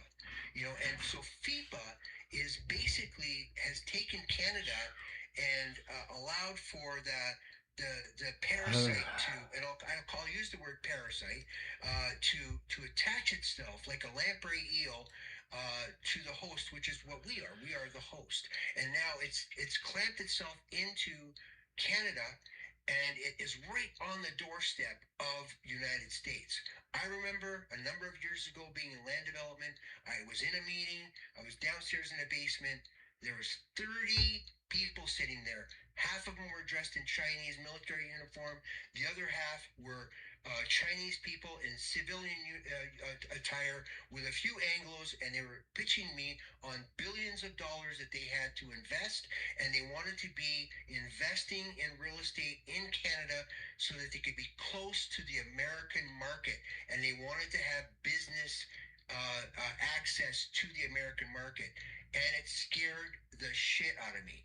I was a young guy with my wife we were doing boutique artist live work condos, and we got an award for it. So we got a reputation, but here I am sitting in what I felt was one of the darkest moments in my life, where when I left that meeting, I couldn't sleep all night. And the guy that introduced me to these people, he said, "Come on, Jim, what do you think? Is there buildings that we can, grab for these people and then do some, some conversions in that with them and get some business conversions going?" And I just went, "No, Cliff, you know what? I don't feel right. There's something really dark about this. I just don't feel right. These guys don't want nothing to do with Canada. They want the American market. Do you not see that, Cliff? They want the American market. And they want to use us as tools Mine's to better. gain access to the American market. I just don't think it's right." I had the best shooting star in the fucking business. Are now live. Go to richdoespolitics.com to sign up. No become one's a member of my replicated it community. ever. And you also have the option to signing up for monthly Zoom calls that I will be leading. Links in the description below. So Canadian resources and access to the American market. Because China doesn't have a lot of resources. Not like Canada, not like the United States, not like Russia. Exactly. Yeah. It has manufacturing, and it has people, and it has rare earth metals, and maybe a little bit of other stuff and everything. But it's an energy. I think it's a net energy importer, and it needs uranium for its nuclear power stations. Okay, but you mentioned terrorism earlier. I think where does that come into it? Well, so a lot of the what the TD was fined for, money laundering. They were money laundering money for various terrorist organizations from the Middle East, from Africa. So that's where the laundering was done for. That's what the laundering was done for. Were for those terrorist organizations. So it's not like these Canadians are pure. There's a dark side to Canada that unfortunately Canadians aren't aware of. or they turn a blind eye to it. You know, and unfortunately, that's the issue that we're faced with here in this country. And it's not just, you know, the liberals only, it's also the conservatives, because if you take a look at the baton that's been passed back and forth to give each successful or succeeding government the tools to basically steal from Canada It's and over. It's imprison fucking 10:30, their people. citizens. Come on, man. and Download clamp down faster. even I hate this upload. it's basically the Dude, conservatives have handed off to the liberals to the conservatives. you really have to fucking fix your upload speed and connections, really dude. pushed hard It says the as end an of the year, example they're on supposed the to have climate, fiber. you know, hysteria And it'd be just as agenda. cheap. And it started with Oh my Mulroney god, was this one is of the ridiculous. greenest prime ministers on the face of the earth, and it all, you know, it didn't just start with him, but he was one of them, and he moved Agenda 21. Harper moved Agenda 2030. People are screaming about Carney, they're screaming about Trudeau, and rightfully Yeah, so. you stupid sons But of they bitches. omit the fact that the groundwork was laid by Mulroney and by Harper. You know, so it's like it's I call it the uniparty. In Canada, we really don't have anything but the uniparty. At least in America, they've got a MAGA movement, and what they did have was the rhinos and the Democrats working together. Here in our country, we've got a uniparty working together that's basically. These are documentary cameras. They're different. They could be green. You can both. You know, And selling it off they used to drop them in the to the bank. That looks highest better bidder, for the documentary footage. but It's also all it off, isn't it? putting Things aren't going well. Canada That's into always good for documentary precarious footage. position Then they have this shot with the for United right. States, because now China is entrenched. That's always good for documentary footage or for the animal specials like this. Okay, so, alright, you have the uniparty in Canada. We don't. We're gonna have Keir Starmer replaced by Andy Burnham. We're Teamsters replacements. We're stand-ins for Real Teamsters. radical change. Oh my We're part of God! this whole thing. Another puppet. This is what's crazy. Stand-ins for is that we get Teamsters. puppet after puppet. And again, I go back to like Mark Carney. Mark Carney was appointed the governor of Bank of Canada, okay, by Stephen Harper. This guy is a City of London stooge, okay, and operator and puppet for the city. No. How can you say that? He's been a campaigning politician all his life. Born out of the union movement. Oh my God! You know, you know, in Canada we think we vote and we get what we vote for.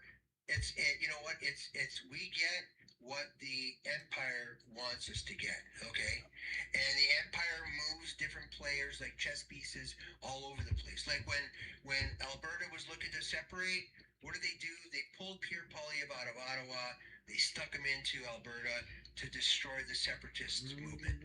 That's what they did, you know, and that's what we're faced with here in Canada. And unfortunately, my compatriots don't see it. Okay. I know it's too much information. No, it's all good. All good. How to say that the Bank of England runs the world without saying that the Bank of England runs the world? Exactly. That's right. Mark Carney just comes in this blowing and defeats all the other experienced politicians around, right, to become the Prime Minister of Canada. Right. Yeah. Okay. Ex-Bank of England governor. Okay. Now, moving on to the dark side, the drugs, the fentanyl precursors. Yeah. So what else that China's is it China that's bringing it in, or is it Iceland? Yeah. Well, maybe it's Greenland. You know?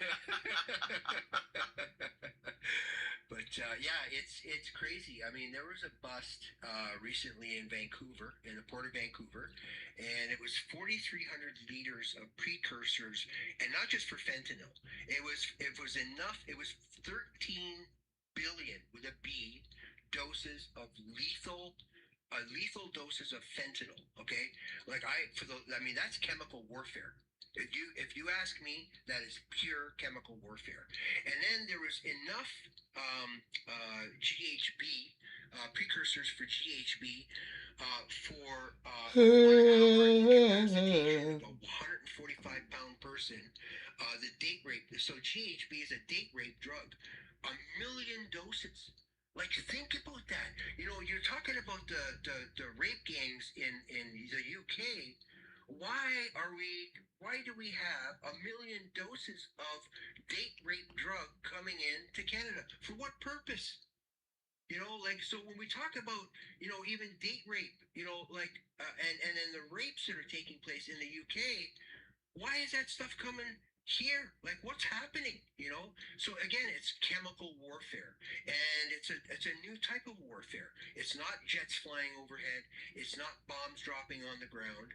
It is to come in and to destroy the fabric of family, the fabric of community, the fabric of everything that is the essence of our citizenry. And so again, it's coming in from China, being dropped in the port of Vancouver, and where was this destined? It was destined to go to Calgary.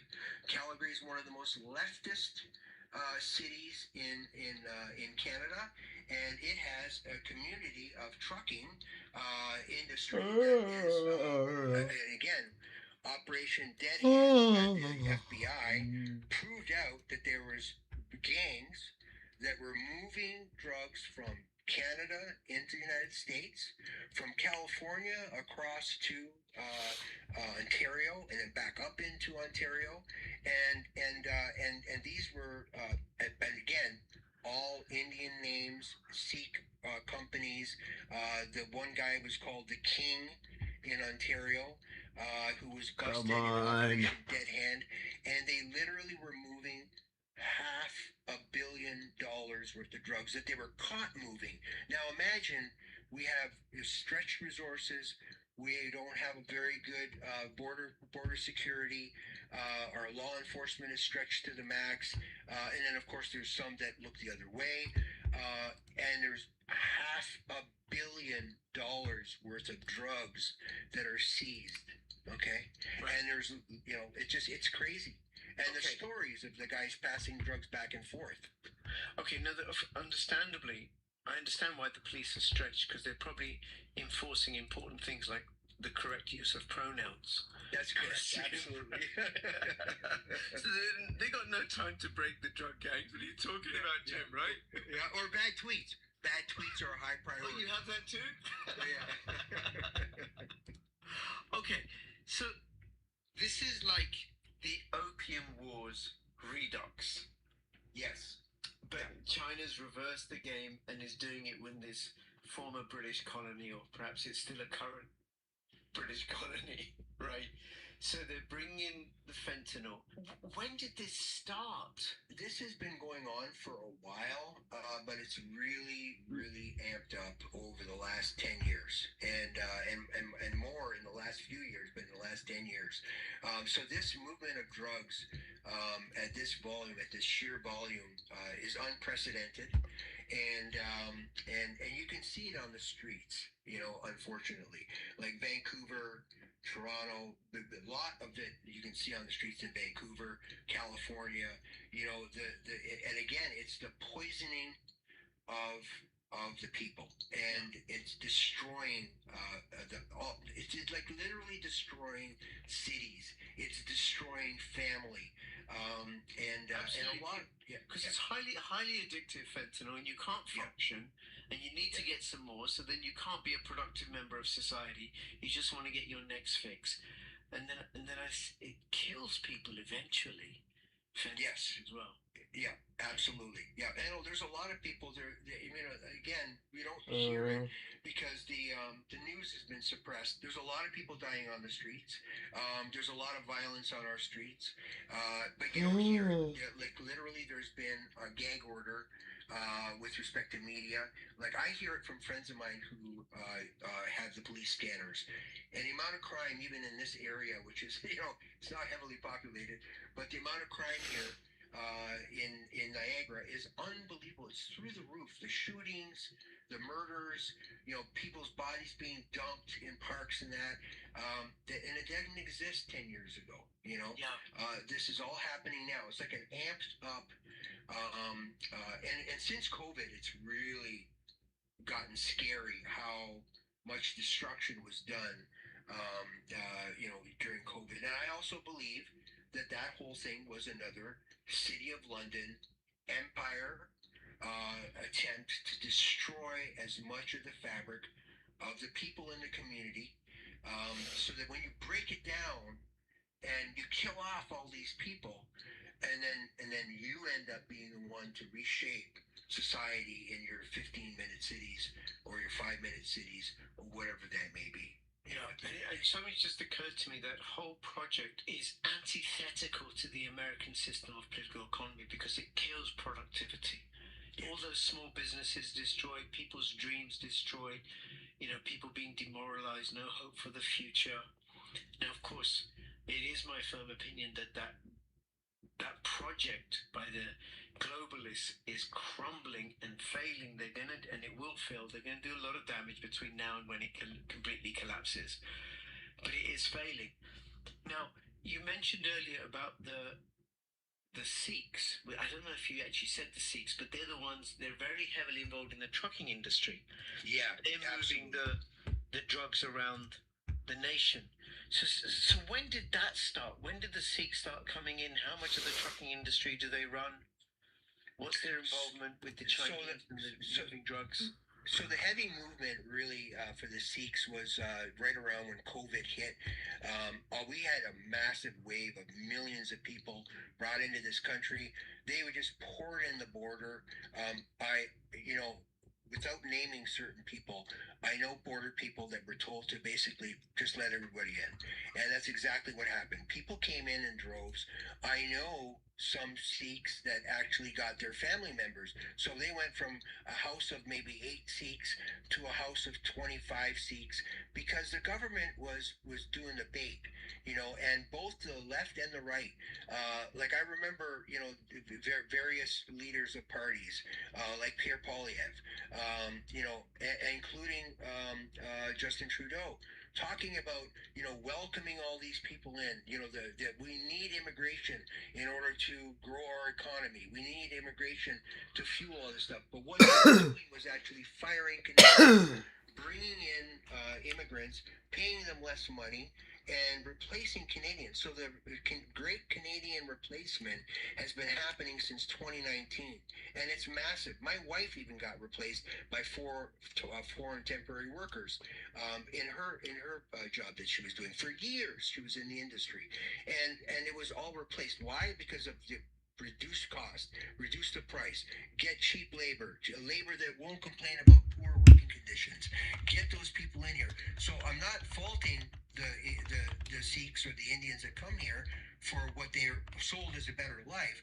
What I'm faulting is the City of London and the businesses that operate under that rubric of bringing in mass migration and immigrants into this country to pay the shareholders more money and for them to profit more at the end of the day.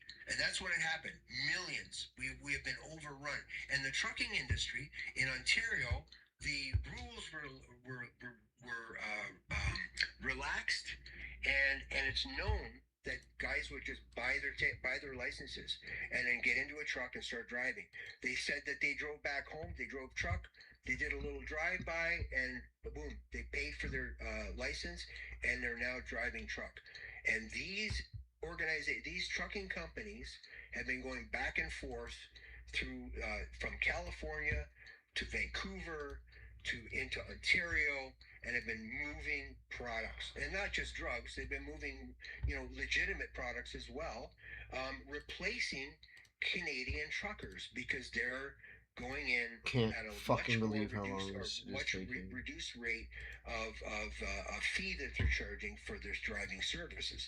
So again, it's crazy, but this is what's been happening, and these guys have turned into massive gangs. And it's known. I mean, literally, the police reports that I sent you shows the busts. It shows that these were Sikh gangs that knew one another cross border, and they don't care.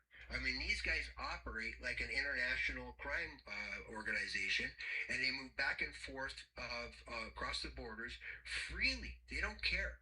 They make their money off the shipments that they're sending out. Okay. Now, the Sikh community is a close-knit community. It comes from a small part of the Punjab in India. So then, having that sort of affinity makes it easier for them to work together in shipping drugs and everything, because they got connections and stuff, and they know somebody who turns out to be a distant family member or a close family member. So I can understand that. And then the other thing is it serves the interests of capital because it lowers wage costs, and it also fractures society. Mass immigration fractures society, it fractures fabric, and diminishes the hold that it fragments culture. That's what that does. And we're seeing the same thing in the UK, in Ireland, in mainland Europe, with this mass movement of people in the absence of economic growth in order to fragment society and to replace white people, which I think is horrific. All people are. Well, I'm up for a world where human beings honor human beings, all human beings. Okay. I am too, but it's like what it did though was it literally broke complete communities completely apart. Yeah. And it created this. Now we have racial ghettos in Canada. And that's what the issue is. You have these racial ghettos, and there's this constant tension between this group of Canadian and then these new immigrant Canadians, and so there's this constant stress going on. And then, of course, the City of London and their puppets create even more tension by fomenting that division even more. By favoring the Sikhs over the resident Canadians, the native Canadians. Exactly. That's the same thing. Doing the same thing in the UK, favoring the migrants over the native Britons. Okay. Now I remember many years ago, I hitchhiked. I got a Greyhound bus from Toronto to Edmonton. Ran out of money. I had to hitchhike from Edmonton to Vancouver to get my flight back. And it was me and another guy I met in a youth hostel, a Scottish guy. We hitchhiked together.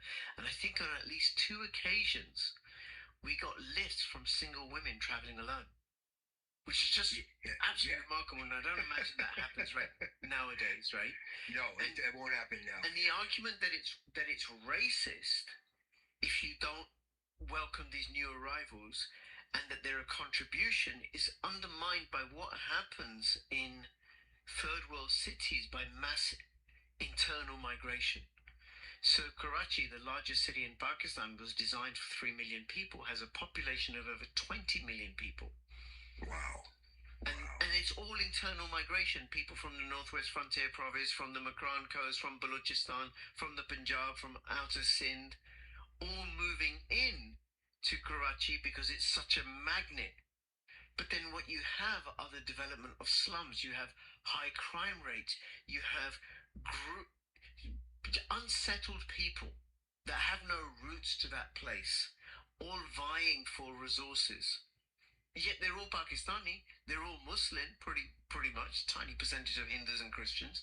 But you still have the fabric of that city falling apart. This is just on a larger scale. Or just another way, Jim, I'm coming round to your house. I couldn't bring my family with me. And there's 20 of us. And at first you might say, sure, Rich, come on in, bring your missus. All right, you can stay here. But then I'll keep bringing in more. At some point, like, what's going on here? My house is being overrun.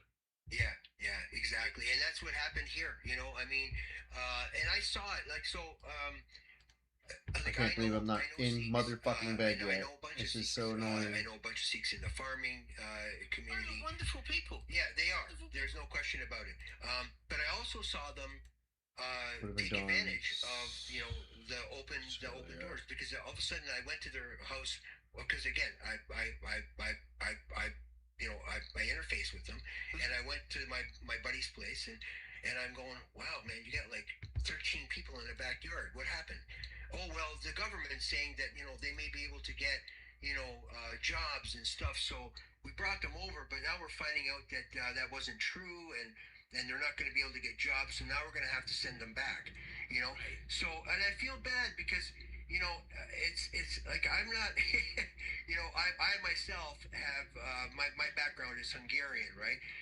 I was born in this country, but my parents were purebred Hungarians, freedom fighters, and And so I can relate to the ethnic side of things. You know, I can relate to being a newcomer and stuff because I witnessed my parents going through that. But what has happened is that it's on steroids now, and it's like literally they want to replace the Canadian, and this is the fault of these larger corporations. Their interest is profit. Their interest is shareholder dividends.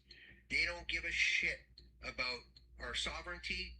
They don't care because these are globalist companies and these are globalist minded individuals that run these companies. They could care less about, identity. They could care less about sovereignty because they are the ones that the City of London love. The ones that are looking to maximize profit for the shareholder, for themselves, and they're willing to trample over sovereignty for that tiny bit of profit instead of looking at it from a more ethical perspective. And also just create conditions where red ants and black ants will fight each other. That's right. Turning their attention to the globalists who are out to destroy our livelihoods and our lives. 100%. 100%. Okay, now back to China. So here we have a situation where China is bringing in drugs, and those drugs are filtering into the United States, killing thousands and thousands of people every year. And then China's buying up real estate and shares in all sorts of assets in Canada. Yet on the other hand, Trump, Xi, and Putin, we're both of the opinion, are out to divide the world between us, that the America's going to belong to the United States. That's their dominion. China and Russia are going to take care of what happens in that part of the world. So then what is Trump going to do about this? That's it. How does that That's all I fit need to the do. I'm fucking done. I'm not playing games because I'm not playing games because my whole fucking. I wasn't gonna play games. I wanted to go to bed fucking early.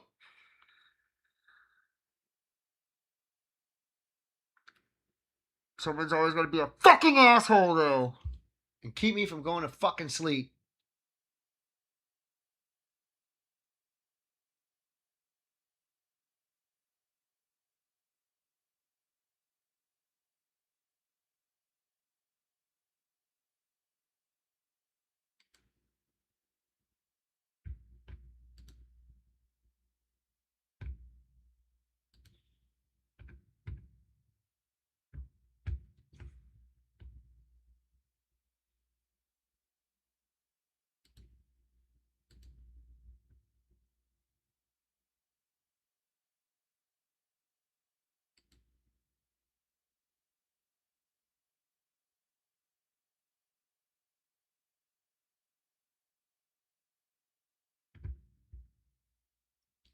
We're fucking done. I'm going to fucking bed. Fucking bullshit. Almost 3 fucking hours to do one fucking thing. Fucking assholes.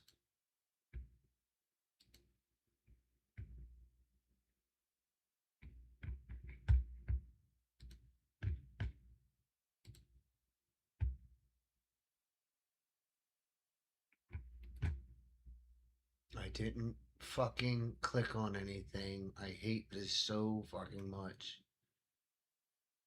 One of these is a back button and one of these is a forward button. And I hate these fucking side buttons on mouses. You never mean to fucking press them. You never actually. I don't know anyone actually uses them.